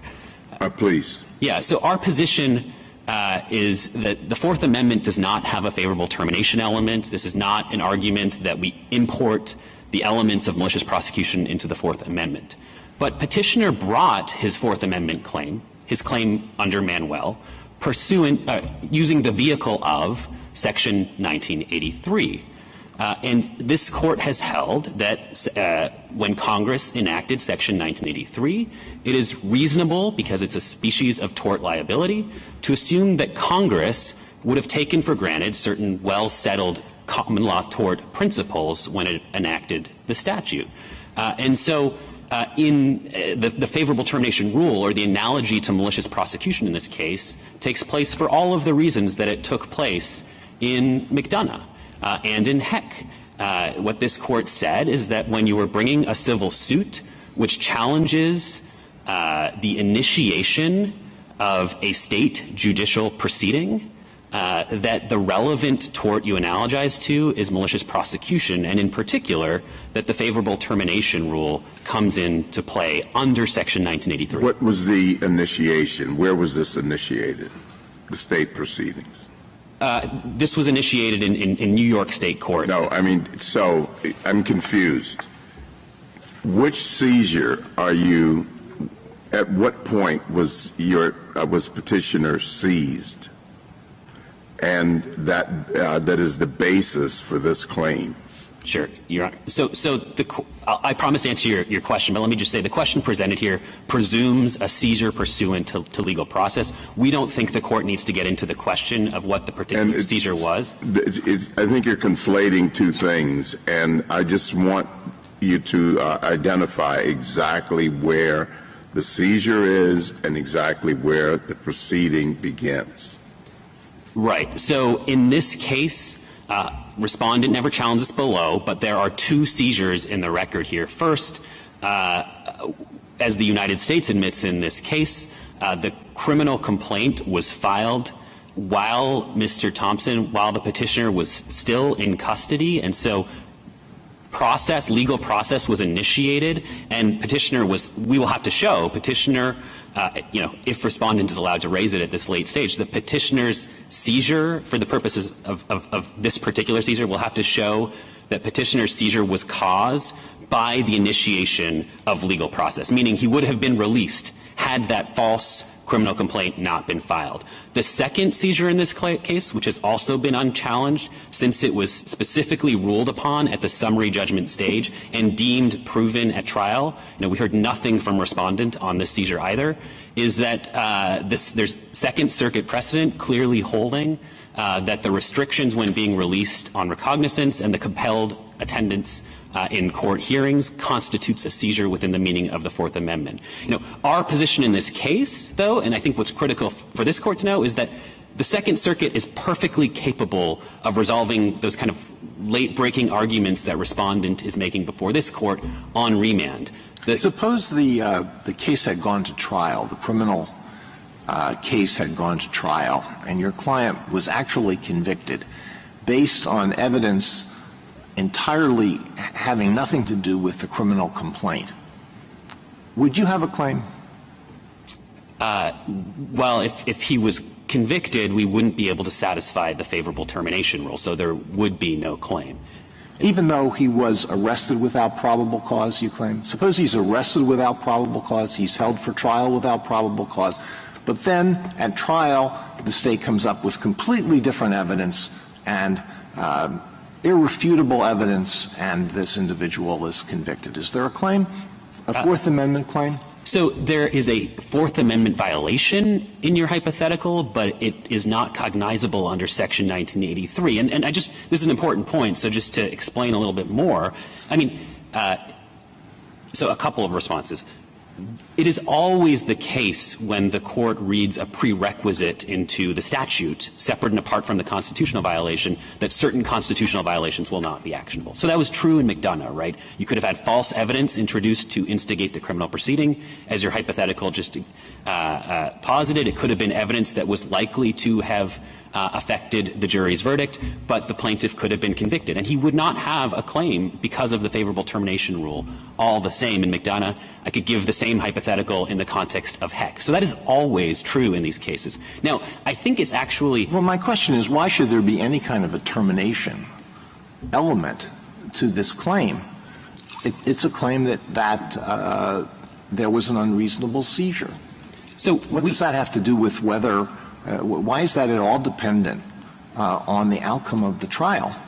So I think the Court's jurisprudence clearly distinguishes between those Fourth Amendment claims which challenge seizures without legal process, as the Court put it in Wallace and in subsequent cases like McDonough, or in subsequent cases, and seizures pursuant to legal process. And in McDonough, we think the Court confronted this question, the exact same question, and it said, when you have, the gravamen of the claim necessarily challenges the initiation of state criminal proceedings, then the analogous tort is malicious prosecution and the favorable termination rule. I don't want to fight too hard on this, because if there's no favorable termination rule at all, then the Second Circuit clearly erred in requiring affirmative indications of innocence, and I'd be glad to talk about the problems with that rule. But if it's all right, because that's what I'm a bit mystified by. If the Fourth Amendment doesn't require termination at all, or malice, why would you fight those things? Wouldn't it be easier for your client to say it's a false imprisonment claim, starting whether by judicial process or by arrest, as in this case, and it was unlawful from the start? You know, we'll take the win on the alternative grounds. We think the best and, you know, really only plausible reading of this case is that there's a favorable termination rule. And we think that the interests that the court identified in McDonough are actually significant, right? So you actually want to have to prove favorable termination. You're just quibbling over what that termination should look like. How favorable it has to be. You say not so favorable, they say very favorable. But right. You're willing, you want to prove that. And you want to prove malice too? Well, Your Honor, I think that the inquiry would be different for malice, right? That, you know, this is and let me come back to your first question as well, but just because you haven't malice, thought that, though. I mean, malicious prosecution, you know, is always required proof of malice, and you don't seem to dispute that, and you seem to be making it awful hard to prove a Fourth Amendment claim. Well, Your Honor, I think we have to remember that we're engaged in interpretive inquiry here, and I think really I'm very concerned about that too. And one of the things I've noticed is this Court's never recognized a malicious prosecution claim under the Fourth Amendment, and it's reserved the question a couple of times now, at least. Isn't it time that we answer that before we decide what the elements of that claim should look like? I think the Court can very comfortably say all the parties agree there's no standalone malicious prosecution claim under the Fourth Amendment. I don't think that answers the question before the Court. Hold on. That was a big moment there, I think. So you agree that there is no standalone malicious prosecution claim under the Fourth Amendment? In which you just pull in the torts of malicious prosecution into the Fourth Amendment. Okay. We don't believe the origin of this favorable termination rule is the Fourth Amendment. It is the analytical framework that the Court clearly set out in Manuel and that Chief Judge Pryor adopted, right? Okay, you have your claim is a Fourth Amendment claim, right? Yes. And you want to import into that an element from the tort of malicious prosecution, right? The Fourth Amendment has no favorable termination element, just like the Due Process Clause has no favorable termination element or no probable cause element, right? That was McDonough. The Court didn't say we're importing the favorable termination rule into Section 1983, and that means you now have to prove an absence of probable cause under the Due Process Clause. It's the same. I think that's conflating the inquiry. Does it have any kind of a termination element? Does termination have anything to do with it? Well, okay, so the interpretive inquiry that we're engaged in here says that this is a species of tort liability enacted by statute. So it makes sense at the first step, to assume that Congress would have assumed that certain prerequisites that existed at common law would be read into the statute. Now, this is where we get to the malice question, which is a different question, because the second stage, which the Court set forth in Manuel and which Chief Judge Pryor also applies, is that you have to look at whether that well-settled principle is consistent with the statute that Congress actually enacted, meaning the purpose and values of the Fourth Amendment. You know, the Court, I think, would come to the different conclusion in the context of reading malice into Section 1983, because the Fourth Amendment itself says reasonable, objective inquiry. And so it's pretty hard to square a malice requirement. So you don't think we should have malice, and you don't think we should have a favorable termination requirement. And so why wouldn't we just have a Fourth Amendment, as in Manuel claim, most analogous might be a false arrest? So, Your Honor, I want to be very clear here. I don't think there should be malice or Fourth Amendment read into the Fourth Amendment. I do believe that one brings a claim of unreasonable seizure pursuant to legal process, just like when one necessarily challenges the initiation of legal process under the Due Process Clause, that Congress would have assumed, and I think this is just McDonough, would have assumed a favorable termination rule, and that rule is consistent with Section 1983. So we do think that the best reading of this Court's case law is that there's a section that there's a favorable termination rule. And if I could come back to just... You don't want it to be just false arrest, though, because you lost the false arrest claim in this case. Your Honor, I think it's pretty hard at this point to get to false arrest as the analogy. I mean, the Court said that at bottom, the reason that the Due Process Clause claim, the assumed due process claim in McDonough was analogized to malicious prosecution, was that it was undertaken pursuant to legal process. That was the language in McDonough. And Heck said, I mean, it's pretty clear, the common law cause of action for malicious prosecution provides the closest analogy to claims of the type considered here because, unlike the related cause of action for false arrest or imprisonment, it permits damages for confinement imposed pursuant to legal process. There's a misfit, I think you're acknowledging, between the Fourth Amendment and this kind of malicious prosecution kind of claim that the courts of appeals have generally recognized. But I think you're telling us, well, just muddle along with that and don't worry about it because that's not the question presented. Is that an accurate summary of what you're suggesting? We think it's pretty clear that for the reasons stated in McDonough, the favorable termination rule exists. We do think, and I think I'd like to bring the court back to the question presented, because I do think that the common law adopted a very, very clear rule here that is easy for courts to apply, right? Two functions for the favorable termination rule. First function, let's try to avoid parallel litigation of probable cause and guilt. How do they resolve that? The solution is require that the proceeding be over. Second function, let's avoid inconsistent judgments and collateral attack of judgments. How do we ensure that that function is met? Let's require that there have been no conviction at the end of the proceeding. Very straightforward rule. We don't think that's an accidental thing, as Justice Scalia pointed out in his majority. The reason the court turns to the common law is because those rules were developed over the centuries. Well, that's true. I'm now slightly confused because I usually read briefs. And I thought the question presented, I didn't know about all this 1983 business. It's something they said in the Second Circuit. A plaintiff asserting a malicious prosecution claim under 1983 must show that the underlying criminal proceeding ended in a manner that affirmatively indicates his innocence. And we're arguing about whether that's so. Is that right? Right, Your Honor. Okay, if that's right, what do you do if, as you want to say, no, it doesn't? Right. Okay. So the assistant DA is there testifying. Why do you not prosecute this guy? You dismissed it. To tell you the truth, Your Honor, we have hundreds, maybe thousands of cases. We have a very big staff. We can't handle all this. And so we, in fact, do dismiss quite a few cases, an awful lot, because we just can't handle them. We take the more serious ones. Why did you dismiss this one? Honestly, Your Honor, I can't find anybody in the office who remembers. Okay? But I can tell you our general policy. No. What do you say? Your Honor, in that case, there's been no conviction, and it sounds like the proceeding is over if the charges were dismissed, and nothing stops the plaintiff there from bringing his Fourth Amendment claim for unreasonable seizure pursuant to legal process. And so what the DA will say, I'll tell you what, Your Honor, go ahead, hold it.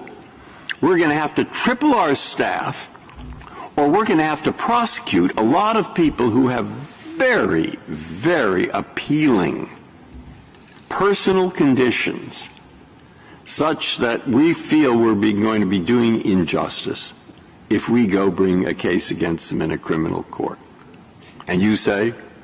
Your Honor, the favorable termination rule was never intended and never served the function of filtering cases that are, have foundation or don't have foundation. So we think that, the manner of dismissal can go to whether there was probable cause or not. The example you gave to me sounds like it would be pretty neutral as to whether probable cause existed or not, but it would not foreclose a civil suit. Just one more question, counsel. You do not embrace the Lasker test, right? We do. Well, but it seems to me you're focused much more on finality than assessing whether that finality is consistent with innocence. So, Your Honor, the Lasker test was that there's no requirement of an indication of innocent, and what you were looking for was whether there was a judgment that is inconsistent with innocence. And this is important. It takes place at a categorical level, and Chief Judge Pryor says that. He several times says, inconsistent with innocence. That is, it ended in a conviction or admission of guilt. And you say in your brief that the best thing that can happen for a defendant is to have the charges dismissed, right? Yes. Well, what if they're dismissed pursuant to an agreement that says, okay, you were the number 2 person in this vicious gang and you've killed 5 people and all that, but we want you to testify against the number 1 person, and in exchange we're going to dismiss the charges. Is that consistent with innocence? Well, Your Honor, it's a dismissal, and it's a pretty good thing for him, I guess, but I don't think anybody would look at that and say, that's not inconsistent with your innocence. Under our test, the dismissal in that case would be a favorable termination. But, as the common law courts recognize, the manner of dismissal, and so that agreement would all but doom the Fourth Amendment claim. That person is never going to be able to prove that there was no probable cause, or presumably at least there's going to be a lot of evidence here. And if there's an agreement, all but is stopped for reasons completely separate and apart from the favorable termination rule, which was, as common law courts put it, a technical prerequisite protecting against parallel litigation, inconsistent judgments, and collateral attacks. So what we're looking for is what common law courts looked for. It's what the rule in Heck and so common law courts really did. I stole this bread to feed my starving children. And the DA says, okay, I understand. Unlike, etc., I won't prosecute you. Now, you say, good, wonderful. We now have a malicious prosecution claim, right?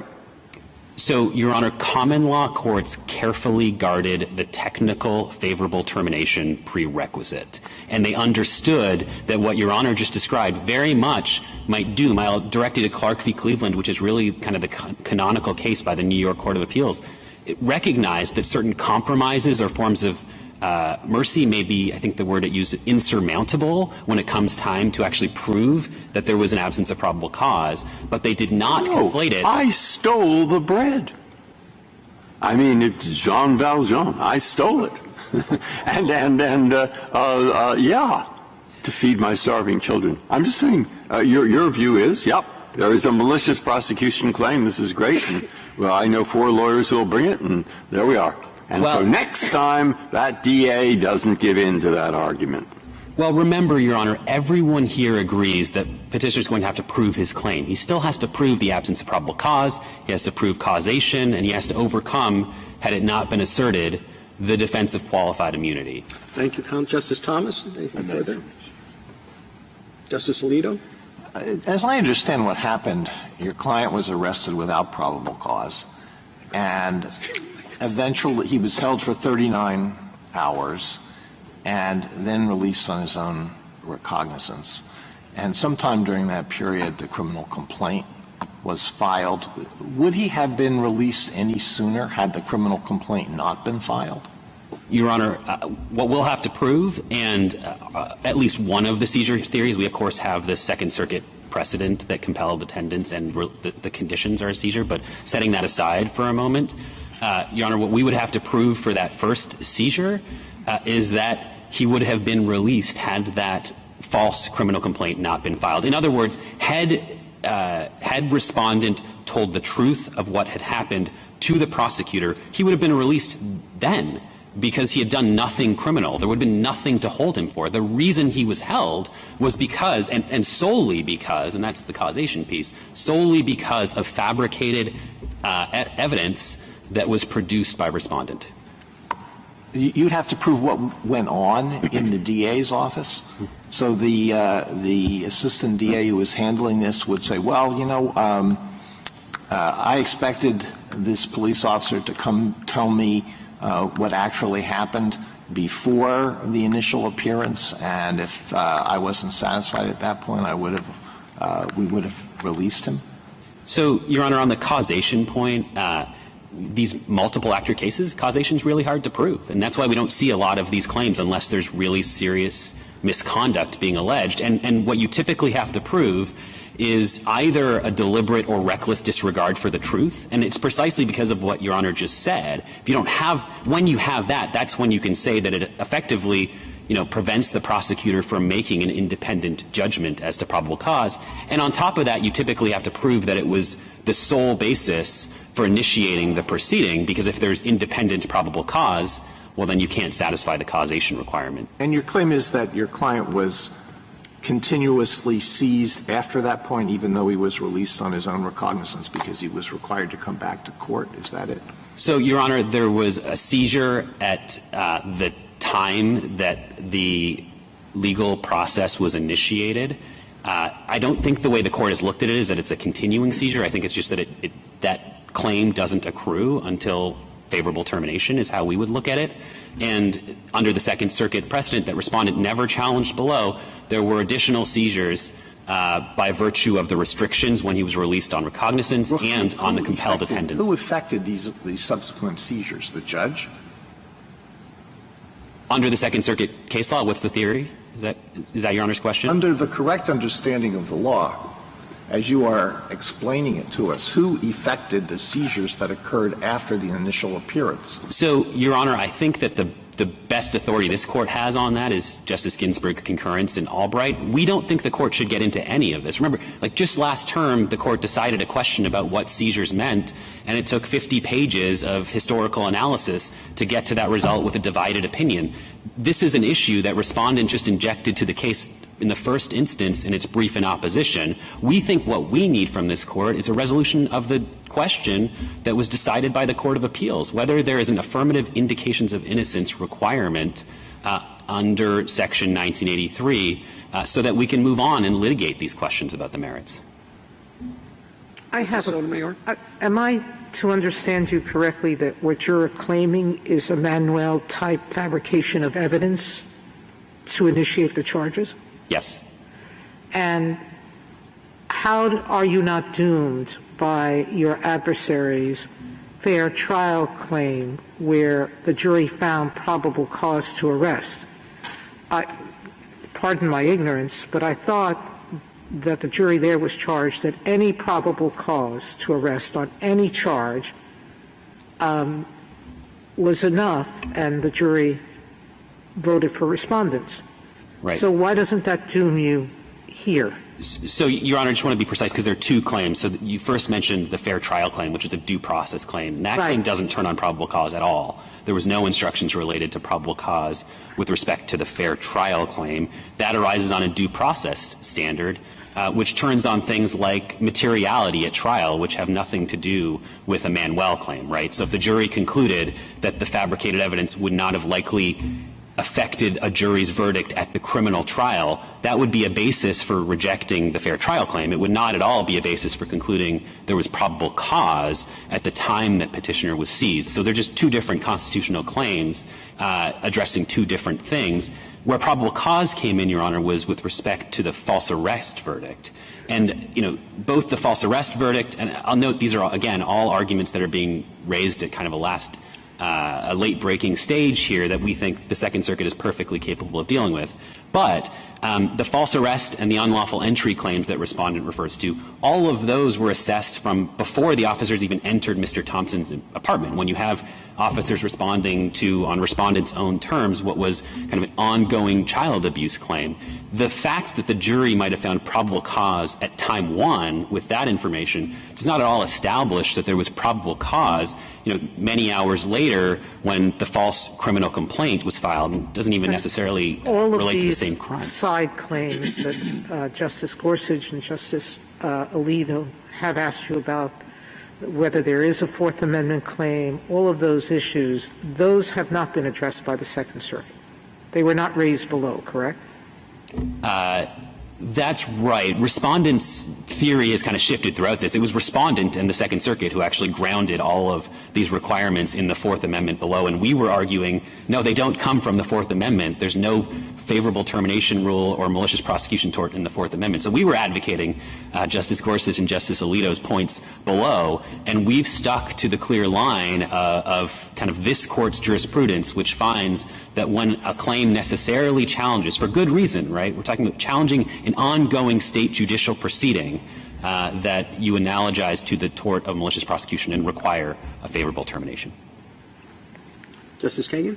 Mr. Ali, you said in your brief, and then you repeated it here in your opening statement, that if the common law courts were divided on the nature of the favorable termination rule, you win. And I'm just wondering why that's so. Why is it that if there's a draw as to the common law, we don't look to we don't say, okay, the common law doesn't tell us much. We have to think about the Fourth Amendment and its purposes and our precedent respecting it. Why do you win if there's a draw on the common law? So, Your Honor, I think it depends precisely on what the draw is about. I made that in context of the question presented, where what Respondent, what the Second Circuit has put forward is that there's an additional inquiry, right? It's not just that it's got to be terminated and that it kind of terminates in favor of the accused in our sense, right? That that there was no conviction. Everybody agrees that at a minimum those are required. But what they're saying is there's also this additional inquiry into innocence. So this is where the mini trials come into play. This is where, we're digging into a criminal record to see whether there have been indications of innocence. Yeah, I get that. But if half the courts do that and half the courts don't, why do you win?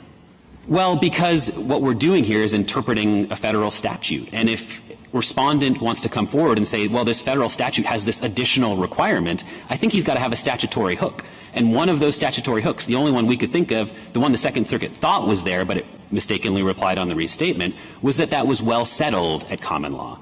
And so, Congress, another way to put it is Congress would have only taken for granted that additional inquiry if it were somehow pervasive at the time. And to read it into an otherwise silent statute, I think that's what respondents got to show. It doesn't really matter at the end of the day, because as Chief Judge Pryor put it, we've got the well-settled principle. The vast majority of courts at common law applied our rule, and only Rhode Island applied respondents' rule. Justice Gorsuch? Decide what the elements of a malicious prosecution claim are under the Fourth Amendment if we're not sure such a thing exists. We are not asking the court to decide what the elements of a standalone Fourth Amendment. You're asking us to decide what this element of favorable termination looks like in a malicious prosecution claim, and yet, as we discussed, counsel, we're not sure. You're not sure it should be under the Fourth Amendment. Maybe it should be under procedural due process. Maybe the Fourth Amendment claim should look very different than a malicious prosecution claim because we're interpreting a statute in the Fourth Amendment. What do we do about that fact? What do we do about the fact that you're asking us to define an element of a claim that may not exist? How many cases should this court continue down the road of assuming that which may not exist? So I worry I haven't been clear, so let me try one more time to do this. Our claim exists. It is the claim that the court recognized in Manuel. Okay, put that aside, because as I read the record, lots has shifted on both sides in this case. As I read the record, you raised a malicious prosecution claim below. And just work on this assumption, okay? And now you're trying to slide it under Manuel, all right? Let's just stick with a malicious prosecution claim. If that's what's before us, assume that's before us. What should we do about the fact, and if you could just answer the question, what should we do about the fact that we're not sure it exists? Shouldn't we answer that predicate question at some point? Your Honor, we think the court could start its opinion by saying respondent is alleging that we asserted a standalone malicious prosecution claim, and no such claim exists under the Fourth Amendment. Okay. That is not the argument petitioner is making here. And the question presented. Okay, so then you'd say, yes, there is no such claim, but we still win anyway. Well, the question presented presumes the claim is unreasonable seizure pursuant to legal process, which is the claim of Manuel. And there was no confusion at the cert stage when we used that. I got that. Is part of this about the accrual rule for statute of limitations purposes, that a malicious prosecution claim doesn't accrue until dismissal? And that's advantageous. Well, Your Honor, I think it's I think that there is it does defer the claim. I mean, this favorable termination rule is a deferral of accrual. It's more just than that it's advantageous. It's avoiding the problems that were identified in McDonough about forcing a defendant to sue the people who have made the decision to prosecute him and then potentially waive his Fifth Amendment right of incrimination and give in to discovery. All of those same interests come into play in this claim. You could stay a case, though, too, right? Well, and that's exactly what the court rejected in McDonough, right? So the respondent in McDonough said, just stay it like in Wallace. And what the court said very specifically was, well, in Wallace, you were dealing with false arrest where there may never be charges. I do have a few more questions. I hate to occupy so much time, but I got that one. Well, why didn't your client bring a malicious prosecution claim under New York law in state court, where the favorable termination requirement is just exactly as you describe it? Well, Your Honor, because Section 1983 permitted him to sue under the Fourth Amendment. I understand, but we all have choices in pleading, and I'm just curious, is there a reason why he didn't pursue it in state court with a more advantageous legal rule? I actually don't know. I wasn't involved at the trial stage. I'm not sure why the decision was made. Sometimes plaintiffs do assert both. No, that's fair enough. Yeah. And then Manuel, why isn't this different than Manuel? Because here your client was seized by an arrest. In the first instance, whereas in Manuel, that question was reserved, and the court decided where the seizure took place in the first instance by judicial process. There's a footnote reserving just this case. Yeah, that's right, Your Honor. I think in footnote 3. That's right. Manuel says that it's not going to decide precisely when legal process started, and we don't think the court should decide it here because respondent never raised the issue until its briefing to this court. And, you know, as I noted, But would you agree he was seized by an arrest in the first instance? He was seized by an arrest in the first instance and then seized pursuant to the initiation of legal process when the false criminal complaint was what held him over. Well, a complaint can be filed whether or not someone is seized, right?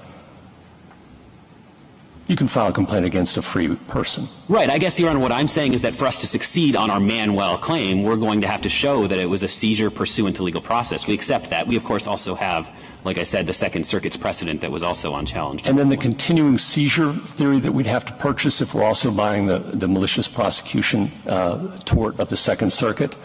The theory is, as I understand it, that your client was seized even when he was released on his own recognizance and for the entire period until the completion of trial. Is that right? The Second Circuit precedent on that respondent never challenged says that the travel restrictions that automatically apply upon release, upon recognizance, and also consistent with Justice Ginsburg concurrence in Albright. Again, we don't think the court should get into any of this. It's a hard question. Right, but if we buy malicious prosecution, if we endorse this tort, part of it, at least in the Second Circuit and some others, is that you're seized even when you're released on your own recognizance, right? Well, I don't mean to fight the premise, Your Honor, but I don't think the court has to buy into any of that. The court can simply accept, as respondents did throughout this entire proceeding, that there was a cognizable seizure here, and the Second Circuit can decide whether respondent waived that argument or has stated something. Your position is going to be that he was continually seized through trial, right?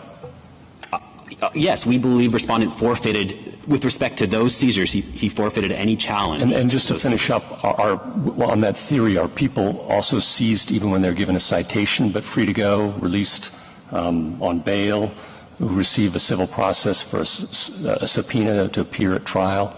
Are those persons seized? Your Honor, I think the reason the bounds of that rule hasn't been litigated in this case, and I can't answer your question, is that respondent never raised it below. And so we're proceeding under the unchallenged Second Circuit precedent. We, of course, also have the seizure that undisputedly took place between the time that the criminal complaint was filed and that the hearing in this case took place. Justice Kavanaugh? Mr. Ali, the tort of unreasonable seizure pursuant to legal process, do you accept that that requires the plaintiff to prove the elements or some of the elements of malicious prosecution, including absence of probable cause? So the Fourth Amendment, to prove his Fourth Amendment violation, yes, we agree that petitioner would have to prove the absence of probable cause, but it comes from the Fourth Amendment, not from any tort of malicious prosecution. Okay. And then to follow up on answers you gave to the Chief Justice and Justice Breyer, just want to make sure I have this clear.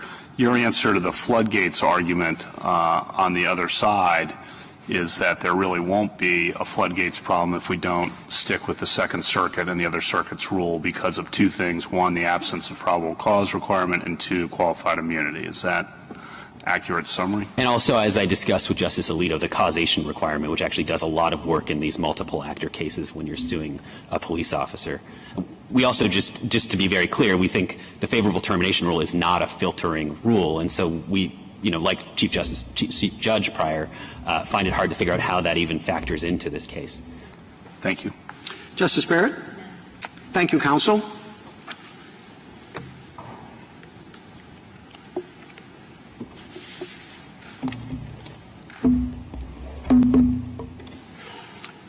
Mr. Ellis? Mr. Chief Justice, and may it please the Court. At common law, the favorable termination element served three purposes, namely avoiding collateral attacks on criminal proceedings through civil suits, avoiding parallel proceedings over guilt and probable cause, and avoiding inconsistent criminal and civil judgments.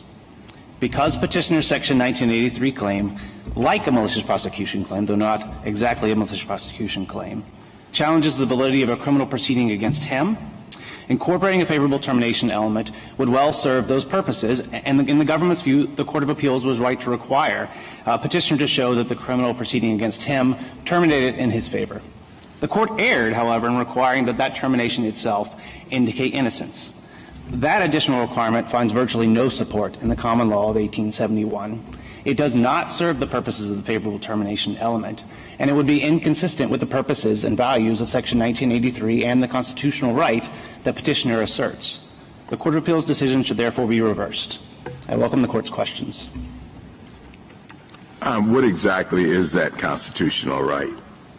We understand the constitutional right the same way petitioner does. It's the one that was recognized by this Court, an unreasonable seizure pursuant in Manuel, an unreasonable seizure pursuant to legal process.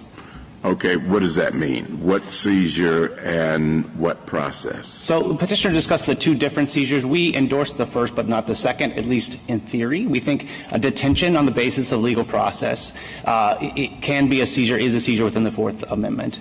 We don't endorse the second theory, the broader one that he's advanced, that the ordinary burdens of facing trial are also a seizure under the Fourth Amendment. So what is the detention based on legal process here? So we think it's actually unclear from this record if that's in fact what happened. He has alleged in his complaint and has reasserted here that the detention post the filing of the criminal complaint in this case was caused by that criminal complaint. If he can make that out, we think that qualifies as a seizure pursuant to legal process under Manuel, and one that would be analogous to a malicious prosecution claim.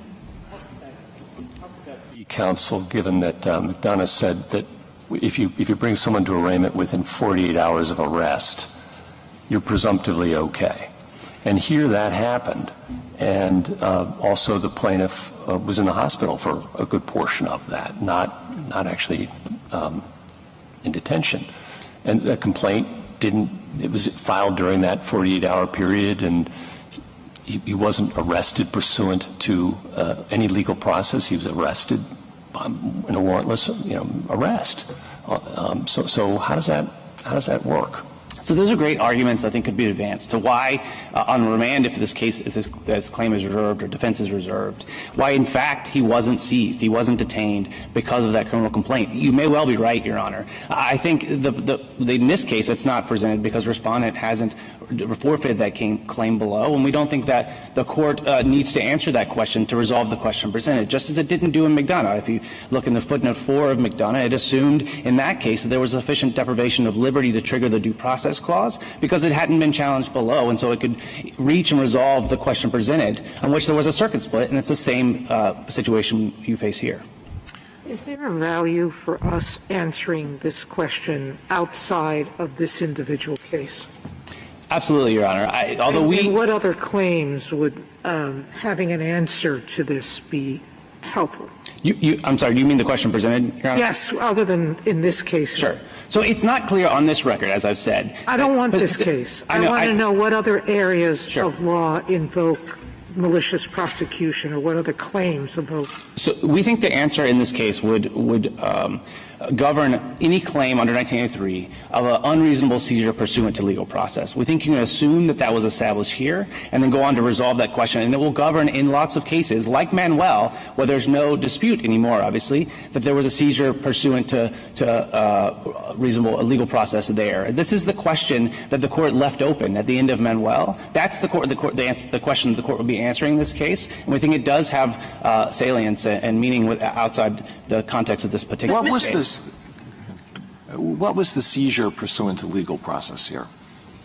So I think there are two alleged seizures pursuant to legal process. The one is we've discussed the detention, if it indeed was caused by the filing of a criminal complaint. Okay. And the second is the burdens of trial. Now, we don't agree with that. We haven't endorsed that theory. We have serious doubts that the Fourth Amendment should be read to govern that you're seized if you're just required to show up at trial.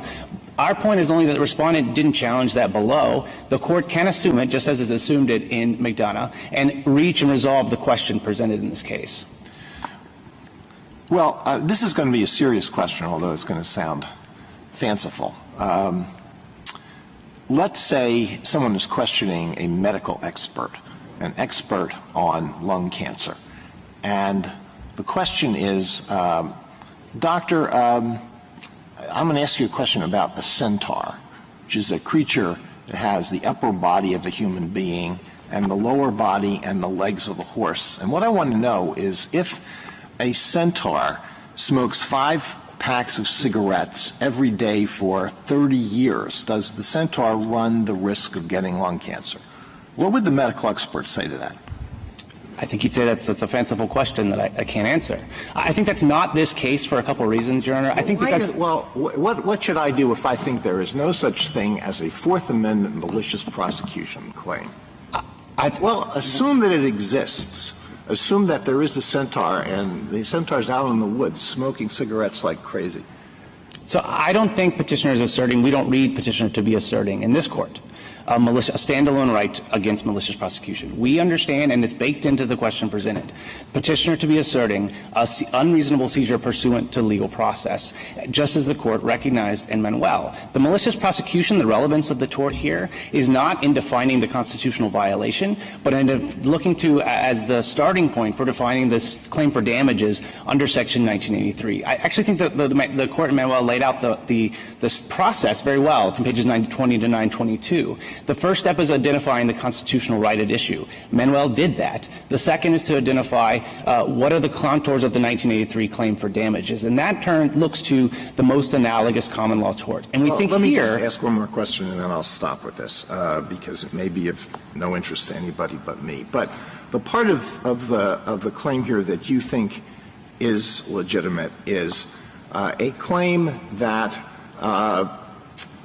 the respondent that the petitioner was seized pursuant to legal process for the period of time between the filing of the criminal complaint and his release on his own recognizance. That's what's at issue. And you want us to say that for that claim that he should have been released after, let's say, 30 hours instead of 39 hours, there must be a favorable termination to the subsequent criminal prosecution. That's what your position is? Yes, Your Honor. And the reason that is because that claim is premised on a claim that the criminal prosecution was unfounded and unwarranted. And that kind of claim brings into the case all of the concerns that the favorable termination element was intended to serve and to prevent. And we think that the Congress of 1871, when it enacted 1983, would have expected a claim that directly challenges the validity of an ongoing criminal proceeding, would have included a favorable termination element to avoid collateral attack on that proceeding, to avoid parallel proceedings on guilt and probable cause, and to avoid inconsistent judgments. We think all of those reasons apply here, just as they applied in Heck, just as they applied in McDonough, and we think the Court should incorporate that element into this claim. Mr. Ellis, one way to resolve this case is to assume a couple of questions that your brief suggests that we should resolve. And I want to ask you why it is that we should resolve them rather than assume them. I mean, as you said, Manuel identifies the constitutional claim, and then Manuel says, look, our standard practice when we have a 1983 suit raising that claim is to ask what the most analogous claim at the common law was. And as to that question, Manuel says we're not deciding, we're going to kick it back down, nobody's really addressed that. Now, it turns out almost all the circuit courts have answered that question by saying, the most analogous claim is the malicious prosecution, the old malicious prosecution claim, and that comes with a favorable termination rule. And then you have a split growing out of that, which is like, what is that favorable termination rule? So one way we could decide this is just to say, we're still not deciding what the most analogous common law tort is. We're just sort of going to assume what basically every circuit court has held, which is that it's the malicious prosecution tort, which is the most analogous, and that comes with a favorable termination element. And now we'll tell you, given that everybody is doing the cases in this way, what that favorable termination rule is. And we could decide it that way, but you seem to want us to say the most analogous tort is the malicious prosecution tort. Why would we do that? So a couple of reasons, Your Honor. I think the first reason is the one that Justice Alito identified. Answering what the contours of the favorable termination element in this particular context for this particular constitutional claim without deciding it exists does risk sort of answering how many packets of we do that all cigarettes. the time. Fair enough. But the second reason, Your Honor, is because it is the subject of a circuit split, as you note, although a lopsided one. And the parties have joined issue on this question. We briefed it in our case. It was briefed in the respondent's case. It was briefed in the other amici's case. We think the court has the arguments before it on that question, and I think the lower courts would benefit from guidance. I actually don't think that this is briefed at all in this case. What's briefed in this case is the question of what the favorable termination rule is, whether it's petitioner's version or respondent's version. What's not briefed in this case is whether the most analogous tort under common law was malicious prosecution or something else. So I think if you look to our brief, we briefed it, looked to the DA's, the Chicago brief, they've joined issue, and I think respondent has also joined issue on that in their brief. We also think that just the question is pretty easy, that we think a claim like this, where a petitioner is, JA 33 to 34, directly challenging, saying that there was an unreasonable seizure on the basis of an unfounded prosecution, that's the essence of malicious prosecution. We think the court should answer that question, and I think the courts of appeals would benefit from the court's guidance on that question. That common law and malicious prosecution did not require a seizure, correct? That's right. So the Fourth Amendment requires the seizure. That's the first step. And then the second step is when you're challenging a seizure on the basis of a criminal prosecution, is that analogous to a malicious prosecution? Although the common law didn't require a seizure, it certainly did address it. The court recognized that in Heck, and the treatises are clear that detention can be part of the damages of a malicious prosecution. A malicious prosecution without a seizure is not cognizable under 1983. Is that your position? It's certainly not cognizable under the Fourth Amendment. The court rejected it as being cognizable under the substantive due process. In Albright, I guess it's open technically under the procedural due process. We haven't taken a view, although we're skeptical that would be a standalone right. Why wouldn't that be the more natural home for a claim called malicious prosecution aimed at addressing the misuse of judicial process? If that were the right that petitioner was asserting, I think that might be the more natural. No, I'm not asking what petitioner asserted in this case. Why wouldn't that just be the more natural home for any tort called malicious prosecution? It may well be, Your Honor. We don't take this court and this case to present, and we're not asking this court to hold that there's a standalone constitutional right against malicious prosecution. We're following the court's analysis in Manuel and in Heck and in Wallace and in McDonough. Okay. And then you'd agree that if someone's arrested, they can bring a Fourth Amendment claim without proving malice or abuse of the judicial process or favorable termination? I think if there hasn't been, if a seizure is not pursuant to legal process, that's Wallace. And in that case, you're analogous to a false imprisonment. None of those elements are required. It's only when there's judicial process. I think when there's judicial process, I think Wallace all but answers this question, that once a seizure is pursuant to legal process, that's a malicious prosecution, or that's analogous, to a malicious prosecution claim, and we think the favorable termination elements and the reasons for it. Where else in the Fourth Amendment do we require proof of subjective malice? We actually think it's pretty unlikely that the malice is part of this element. So that goes to? Excuse me? That goes along with favorable termination. So we think favorable termination is an element of the claim for damage. We think malice is likely not for exactly the reason you identify. Now, if you look at this court's case in Nieves, for example. Why shouldn't we get rid of favorable termination too? Because the purposes of the favorable termination element at common law are equally well served in a case like this, just like they were in McDonough, even though it wasn't a requirement of the constitutional claim.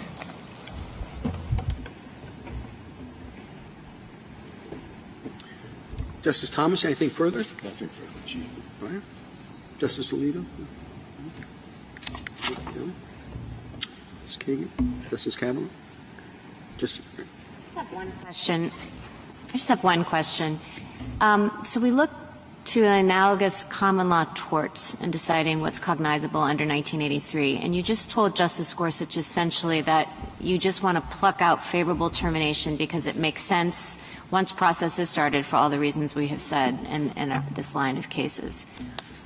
Where does that come from then? If we're saying that this tort isn't really analogous to malicious prosecution as it existed when 1983 was enacted, Why would we just pluck out that one element because it made sense? So we do think it is analogous. We think it's analogous because the gravamen of the claim, the petitioner's claim, is precisely the gravamen of a malicious prosecution claim. We think that would presumptively bring in the rules for a malicious prosecution claim, but there's a second step. And that second step is asking whether a particular element or rule is consistent with the values and purposes of Section 1983 and the constitutional right that he asserts. If you reject the malice requirement at that stage, and I think you likely would, it would be because that element is inconsistent. It is sort of fundamentally inconsistent with the Fourth Amendment in a way that we don't think the 1871 Congress would have anticipated that element to be a part of the damages claim. But the favorable termination element, by contrast, serves all the same purposes and presents no fundamental inconsistency. Indeed, it serves other valuable constitutional purposes. And so we think that it's in for that reason, and malice is likely out for the other. Thank you. Quick question. Do you or the government have any idea of how many approximate malicious prosecution claims against states or of the subdivisions are brought in the United States every year? I don't have the numbers, Your Honor. I think if you're talking about the floodgates argument, though, Your Honor, I would just point to that there are other elements, and we think that the qualified immunity and probable cause are other things that stop frivolous claims. We think there's reasonable concerns for obvious reasons. We just don't think the favorable termination element is intended to serve that purpose. Thank you, counsel.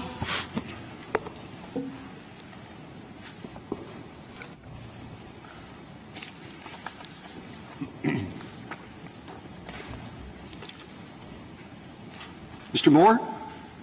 Mr. Chief Justice, and may it please the Court. The Second Circuit correctly interpreted the favorable termination requirement of petitioner's malicious prosecution claim.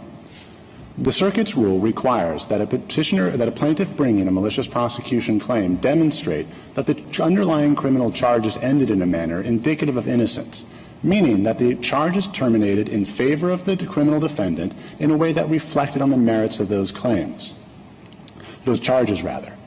That rule is supported, finds strong support in the common law, and it exists for good reason. The more foundational issue here, however, is that from the beginning, petitioner has asserted a malicious prosecution claim that is fundamentally not cognizable under the Fourth Amendment.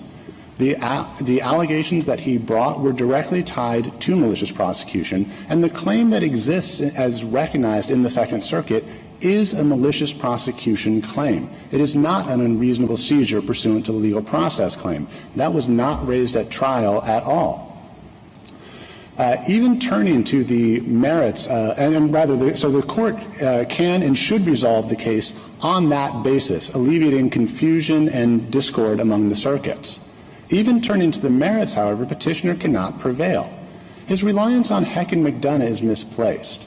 Both of those cases were due process claims brought against prosecutors, not a Fourth Amendment seizure claim brought against a police officer. The rationale for the rule articulated in those cases doesn't carry as much weight when applied to the constitutional right and factual circumstances alleged here. Moreover, his attempt to rely on the common law of 1871 fares no better. The common law of 1871 does not reveal any well-settled rule. Petitioner cannot claim, when his own cases indicate that there was a conflict of the authorities, that Congress necessarily intended to incorporate his proposed rule into the Section 1983. Modern courts, considering current law enforcement practices, have increasingly adopted the indications of innocence standard, and we believe that this Court should do so as well, to the extent that it recognizes a malicious prosecution claim at all. I welcome the Court's questions. Thank you. You seem to suggest that the false arrests and unfair trial verdicts would preclude any recovery on remand. Could you walk us through that just briefly? So I think the clearest argument on that point comes from the so-called fair trial claim, the evidence fabrication claim. The jury's verdict there necessarily found that petitioner suffered no deprivation of liberty, no impairment of his liberty, based on fabricated evidence. If we're bringing a claim that is in the same ballpark as Manuel, in which any procedure pursuant to legal process can be attributed to the police officer as opposed to the prosecutor or magistrate who ended up ordering that seizure, then there has to be some indication of misconduct and falsification. And the jury has squarely rejected that, saying that there was no deprivation of any liberty, let alone something rising to the level of a seizure, pursuant to any falsified evidence. Why isn't that exactly the kind of question that we usually allow courts to figure out on remand, assuming you haven't forfeited it? Justice Kagan, we would actually welcome, to the extent that the court is willing to say, the malicious prosecution claim that petitioner brought that was litigated at trial and even through the circuit litigation isn't actually a claim. And we will vacate on that basis, send the case back to the Second Circuit to that was not what I was suggesting. I was suggesting deciding the question presented here and sending it back to deal with your arguments about how that in the end won't do the petitioner any good. If Your Honor does, if we assume that there's a malicious prosecution claim and the court assumes its way to the question presented, then we would raise those arguments on remand. I think, however, that addressing the fundamental questions is part and parcel of answering the question presented here. Because what the elements of this claim look like, what favorable termination actually, what form that actually takes, is dependent to a large extent on what claim is actually being brought. And so petitioners claim that the Heck and McDonough rule settles this question, I think is not right. Again, both of those were due process claims addressing that would necessarily call into question the ongoing criminal proceeding or an outstanding criminal judgment. If he's truly challenging the seizure in this case, then it's hard to see how that necessarily calls into question any subsequent conviction that may follow at the end of proceedings. Just as in Wallace, the court said that a challenge to a seizure, admittedly pre-processed there, doesn't implicate Heck, that we would argue that that rationale doesn't justify the rule here. It's hard to see. I apologize. No, keep going. It's hard to see why why the initiation of legal process why the seizure pursuant to legal process at that early stage would, in every instance, would require a different result, and why the court would assume that it did. If we just focus on the question presented for a moment and just isolate that, your proposed rule requiring indications of innocence would seem to have the perverse consequence of ensuring that some of the most deserving plaintiffs, those who were falsely accused and whose cases were dismissed early on, could not sue unless they could dig into the prosecutor's mindset, whereas those who went to trial could sue. And what would be the sense of having an upside-down rule like that, or do you disagree with the premise of that? To a large extent, I disagree with the premise. There was questioning earlier in the argument that prosecutors dismiss cases for all sorts of reasons at all stages of proceedings that have very little to do with the merits. Amici on both sides and the government agree on that. But they also dismiss cases often because the evidence doesn't hold up. I can put some numbers to this, Your Honor. The NAACP, in footnote 18 of their brief, cites a study from the Vera Institute of Justice, which looked to why prosecutors dismiss cases. And so after we get past the screening stage, the police officer comes in and says, here's what happened, can we press charges?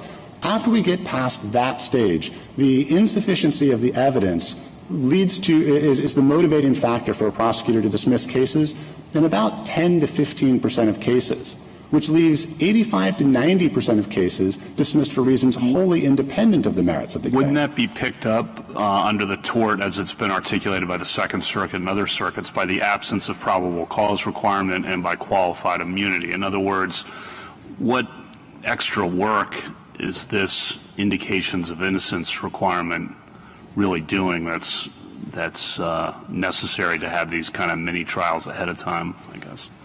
Well, it depends somewhat on what claim we're actually talking about here. If we're talking about a malicious prosecution claim, the work that it does is it connects the element of the claim to the party who's actually being sued. So if we're talking about it's ultimately the prosecutor, not the officer, who decides how to terminate that claim. And it would be an unusual element to have to place an element in the volitional control of an actor who is not the actual defendant in the case, and the prosecutor is immune.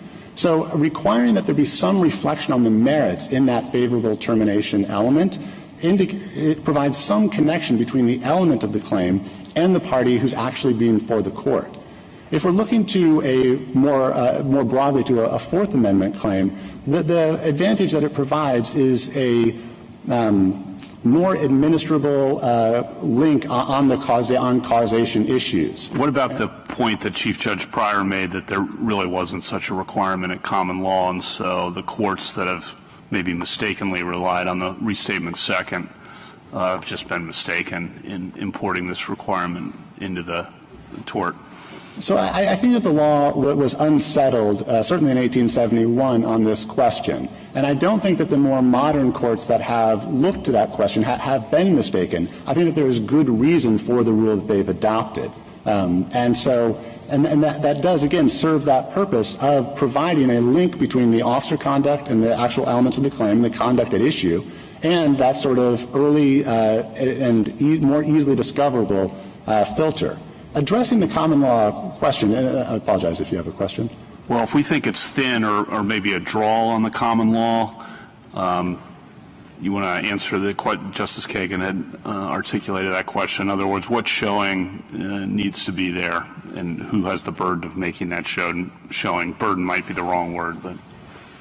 Right. So the question presented poses two alternative rules. And the fact that one may not have been well settled under the common law of 1871 doesn't necessarily mean that the other rule was well settled. So at that point, the court is not looking to determine what the common law of 1871 requires, but is rather looking to the tort law as a source of inspired examples to inform the court's own decision as to what the contours of that element should look like. And in that case, the increasing acceptance among federal circuits and state courts is in place for good reason. That good reason are those that I've expressed to Your Honor. And to bolster the point just a little bit about the common law being unsettled in 1871, petitioner's own cases acknowledge that there was a conflict in authorities at the time. He cites to the Casimir decision, he cites to the Woodman decision, he cites to the Kennedy decision, he cites to the Stanton decision. All four of those courts indicate that the common law was not well settled at the time. That's not a basis to conclude that, in fact, the rule was well settled in his favor. No, but assuming that's a wash, look, the actual practices, I think, don't they suggest the contrary of your position? I mean, you have to show that there was no probable cause for the arrest. That's what he alleges. So there's no probable cause. And then you have to show that it was terminated, the proceeding, in his favor. The question is here, I guess, and you also have to show that the way in which it was terminated affirmatively indicates his innocence. But there are hardly any cases like that. What they do is they just say, dismissed. Hey, defendant, you object to the case being dismissed? No. Okay, end of the matter. Now, I don't know if I'm right. Am I right about what normally happens? Yeah, it normally happens. It's not. All right, if that normally happens that way, then what's this affirmative indications of innocence doing there? After all, it seems as if almost all the states and everybody else in many of the states, they've gotten along for years without it. And it hasn't, in my wonderful example of Jean Valjean, just hasn't turned up once. So what are we doing with this extra requirement here that can never be met? Overstated, hardly ever, and et cetera. And what Justice Kavanaugh said was, what's the answer to that? So the answer is that the rule exists in the context of malicious prosecution claims, and that those claims present a mismatch between the conduct of the prosecution, which is out of the hands of the police officer, and the defendant in the civil case, who is the police officer. And so courts have been given that division, which was not in place in 1871. Courts have increasingly adopted this standard as a means, in a way that reflects the need to tie the claim at issue to the defendant who's actually before the court. And requiring that there be a merits indication in the termination does tie it to the officer conduct in a way that the simply requiring the prosecution have ended does not. The mere decision to end the case is in the hands of the prosecutor, and the officer seldom, if any time, has actual authority to make that determination. Counsel, as you can tell from the questioning, there's a real issue in this case about whether we should be deciding essentially a downstream question when we haven't resolved an upstream question, and that's one of your arguments in favor of dismissing, I guess. But it's kind of a feature of our jurisdiction that we sometimes will do that. I mean, if you have a particular question of whether there's a claim and then a downstream question, like what the elements are, well, it may be a serious issue that has divided the courts of appeals, what the elements should be. And we may look at the prior question, the upstream question, and decide that that may not be ripe for our consideration at this time. It may be ripe later on. The two questions might have had different treatment in the different circuits, so that one conflict is ripe and the other is not. I mean, do we have to wait until that upstream question is suitable for our jurisdiction before addressing, say, a sharp conflict in the circuits? We don't have quite that here, but the circuits are divided 5-5 on the elements. But we think the upstream question would benefit from further percolation before we grab it. Is there anything wrong with that? Well, I think that the problem with doing so is that I believe it's the upstream question, the more foundational question. Is there such a cause of action? Right. And what it looks like and what the basis of that claim is affects the ultimate resolution of the downstream question. And merely slapping a label, this is unreasonable seizure pursuant to legal process, ultimately papers over distinctions that continue to exist. And so to take a clear example, the court recognized in Manuel that such a claim existed, and on remand, the Seventh Circuit said, well, there's no malicious prosecution claim at all. That's not even helpful as an analogy. The Second Circuit, also applying Manuel, and this is in footnote 1 of the SPAC decision, in footnote 1, the court says, we're considering what amounts to a Manuel claim for unreasonable seizure pursuant to legal process, and in this circuit, that means what amounts to a state law malicious prosecution claim with a seizure element tacked on at the end, basically as a form of damages. So the court, by not addressing that upstream question, allows confusion even among courts that are purporting to apply the exact same claim. And that's harmful, and to return to the point of a moment ago, that's harmful because when the courts are then determining what those elements look like, they are assuming what the claim is giving rise to that element. And if they are assuming differently or incorrectly, that leads to different shapes of the rule here. And again, if this is a malicious prosecution claim, the rule is based in different considerations than if we're talking about a Fourth Amendment claim. But I think, Mr. Moore, that just sort of ignores what the Chief Justice was putting to you. We have 8 circuits that are now applying a favorable termination rule in Manuel-type claims. And 7 of them are applying one variant of that rule, and an 8th comes along and says we ought to be applying another variant of that rule. And then when you look at the opinion of that 8th court, it looks pretty good. And that's a pretty serious position. It might be the right position. So 8 circuits are applying a favorable termination rule. 7 of them might be doing it the wrong way. That seems like a case we should resolve. Well, just a foundation, and I know this isn't the key point of your question, but I disagree that the Lascar decision does provide a compelling view of the historical law. To address the core of your question, though,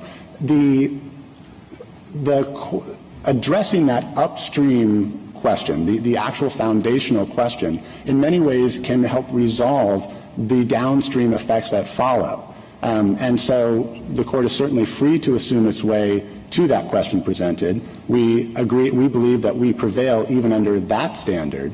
But I don't really see how it does. I mean, the upstream question, the only possible way that it could affect the downstream question is if we decided that there was no favorable termination rule at all, in which case the petitioner definitely wins. So I don't see why it's a problem to ignore the upstream question.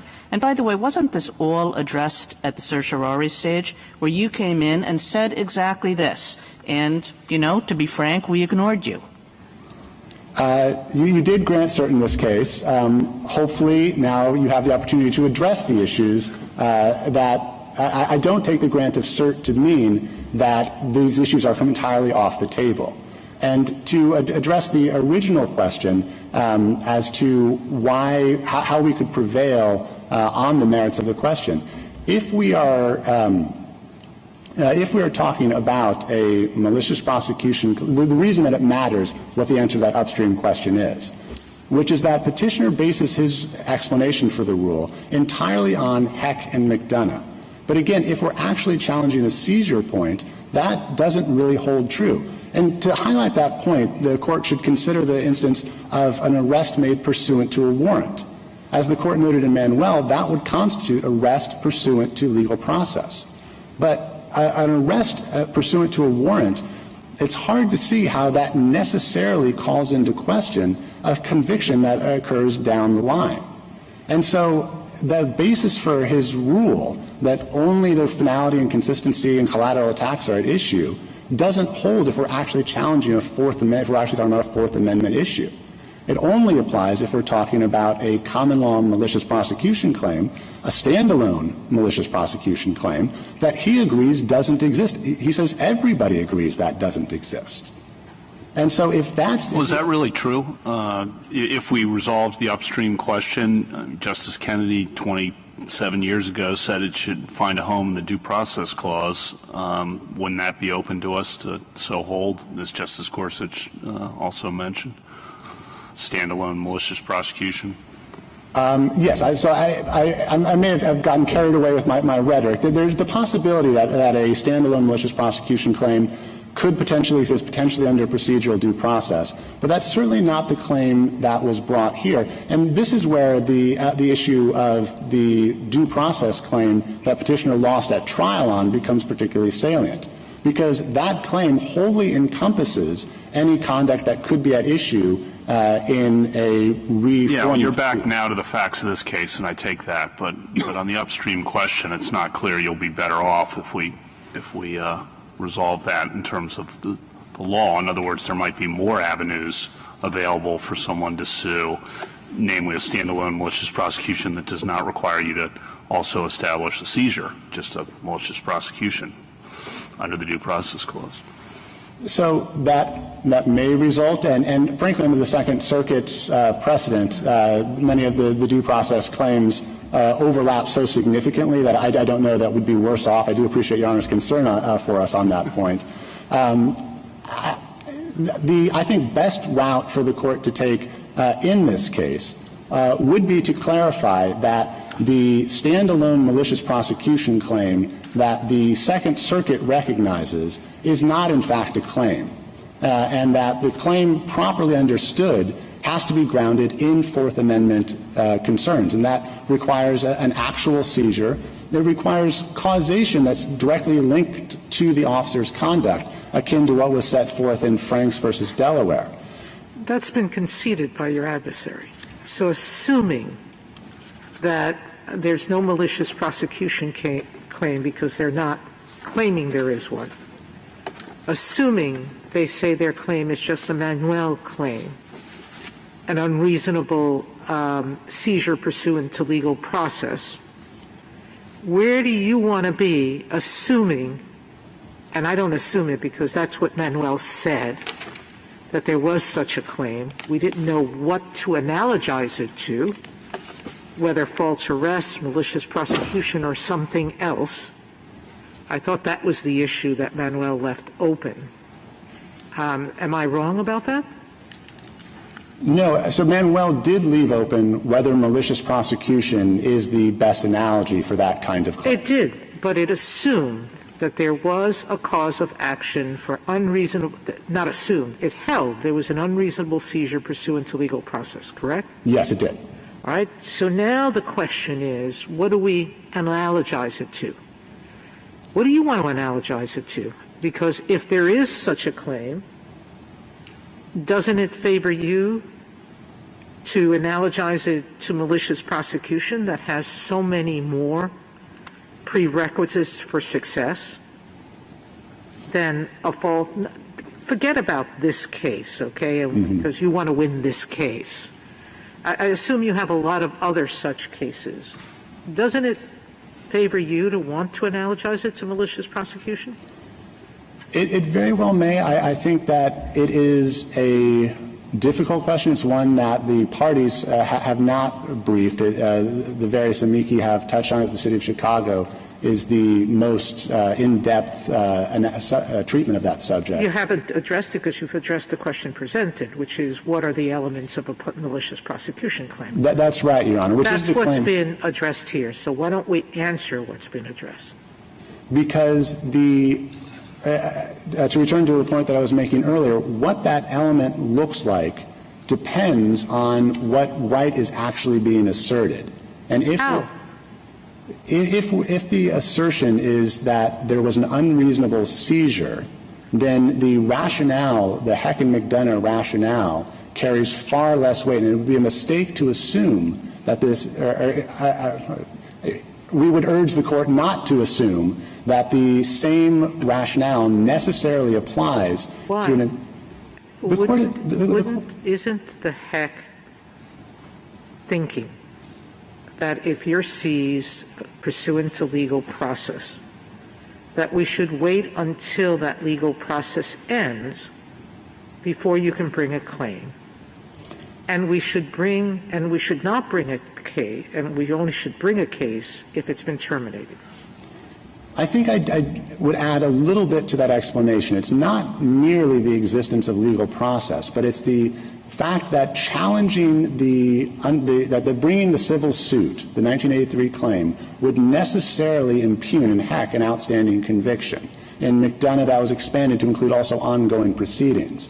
But a challenge to a seizure, and again, particularly if we're talking an arrest pursuant to a warrant, does not necessarily challenge that aspect. That it does not challenge and necessarily impugn the ongoing proceeding. It doesn't necessarily impugn any outstanding criminal conviction. I believe Justice Alito raised the point earlier that you could imagine a situation in which evidence came along later that either exonerated or completely led to the conviction. But that's true of any case.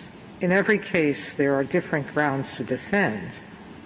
The issue is whether or not, what do you analogize this to, not because on your particular case you have a better argument on seizure, but on whether or not the case below has finished so that an action now makes sense. So I take Your Honor to be saying that it would be a almost case-by-case inquiry as opposed to looking to... No, it's not a case-by-case inquiry. The point is, case-by-case, there are different defenses. In some, you might defend the seizure prong. In others, you might defend the probable cause. In others, you might defend on qualified immunity. On this one, you chose to defend on favorable termination.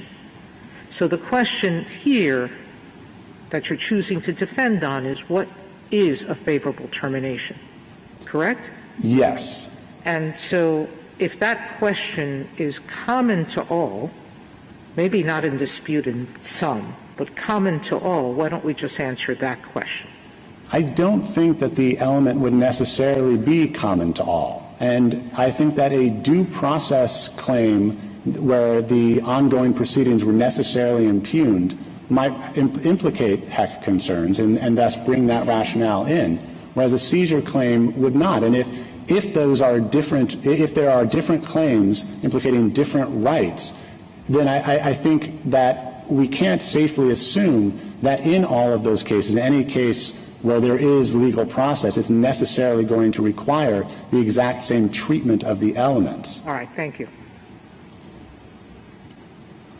Given that the rationale for petitioner's rule doesn't necessarily apply to the claim that he is now claiming to bring, given that the common law is at best unsettled in 1871 and in the modern era is trending increasingly toward favoring a merits-based determination, we urge the Court to affirm the Second Circuit's rule of the malicious prosecution elements to the extent that the Court does not decide to rule on the basis that the malicious prosecution claim petitioner brought simply does not exist under the constitutional provision that he claims. Thank you, counsel. Justice Thomas?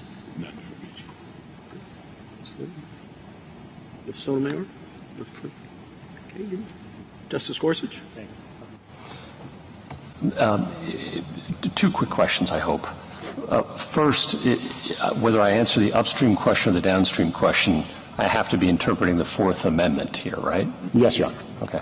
And if I don't think the Fourth Amendment speaks to any of this, second question, because it doesn't speak to process, it doesn't speak to malice, and it doesn't speak to favorable termination, isn't that potentially, as you were discussing with Justice Sotomayor, a much more favorable set of rules for plaintiffs in the mine run of cases? So we think that, so in the instance that Your Honor is positing, we think the best course would be to not specify whether there's malice, whether there's favorable termination. But to answer your question more directly, we think that a true Fourth Amendment claim, not one that has been twisted into what is essentially a state law, what is in effect a state law malicious prosecution claim, we think that that does favor us, because unlike the current Second Circuit law. That wasn't my question. My question is, isn't that more favorable to plaintiffs in the mine run of cases, the not to have to prove these things? I don't think so. And if I may explain, the reason I don't think so is that a true Fourth Amendment claim is not going to have much of the malicious prosecution underbrush that currently plagues the Second Circuit's case law on the subject. And so we're confident that a true Fourth Amendment claim with an actual seizure requirement, with actual causation, that we will prevail, certainly in this case and in the mine run of cases, when the analysis is properly understood. Justice Kavanaugh? Justice Barrett? I have one. So I'm following up on Justices Kagan and Sotomayor, asking you about our choices in how to resolve this case. And one is to focus on the question presented, which really just focuses on what does it mean for termination to be favorable and does a dismissal count. Or we can, talk about the upstream issue that you've devoted most of your brief and most of your argument. So I wonder if it's fair to infer that you think that your assessment of the case is that you're on relatively weaker ground on the question presented about what counts as a favorable termination, and that you think your stronger argument is the upstream argument.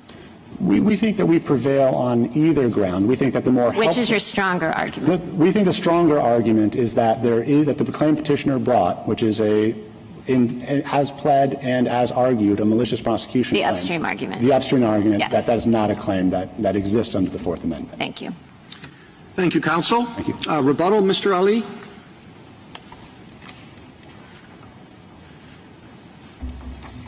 Thank you, Mr. Chief Justice. Just two quick points. First, I think, given that I answered questions from a lot of directions initially, it'd be helpful to just be clear about what we think the Court needs to hold. We think the Court granted this case to decide a deep and pointed conflict between the federal circuits, and all the Court needs to say is something like this.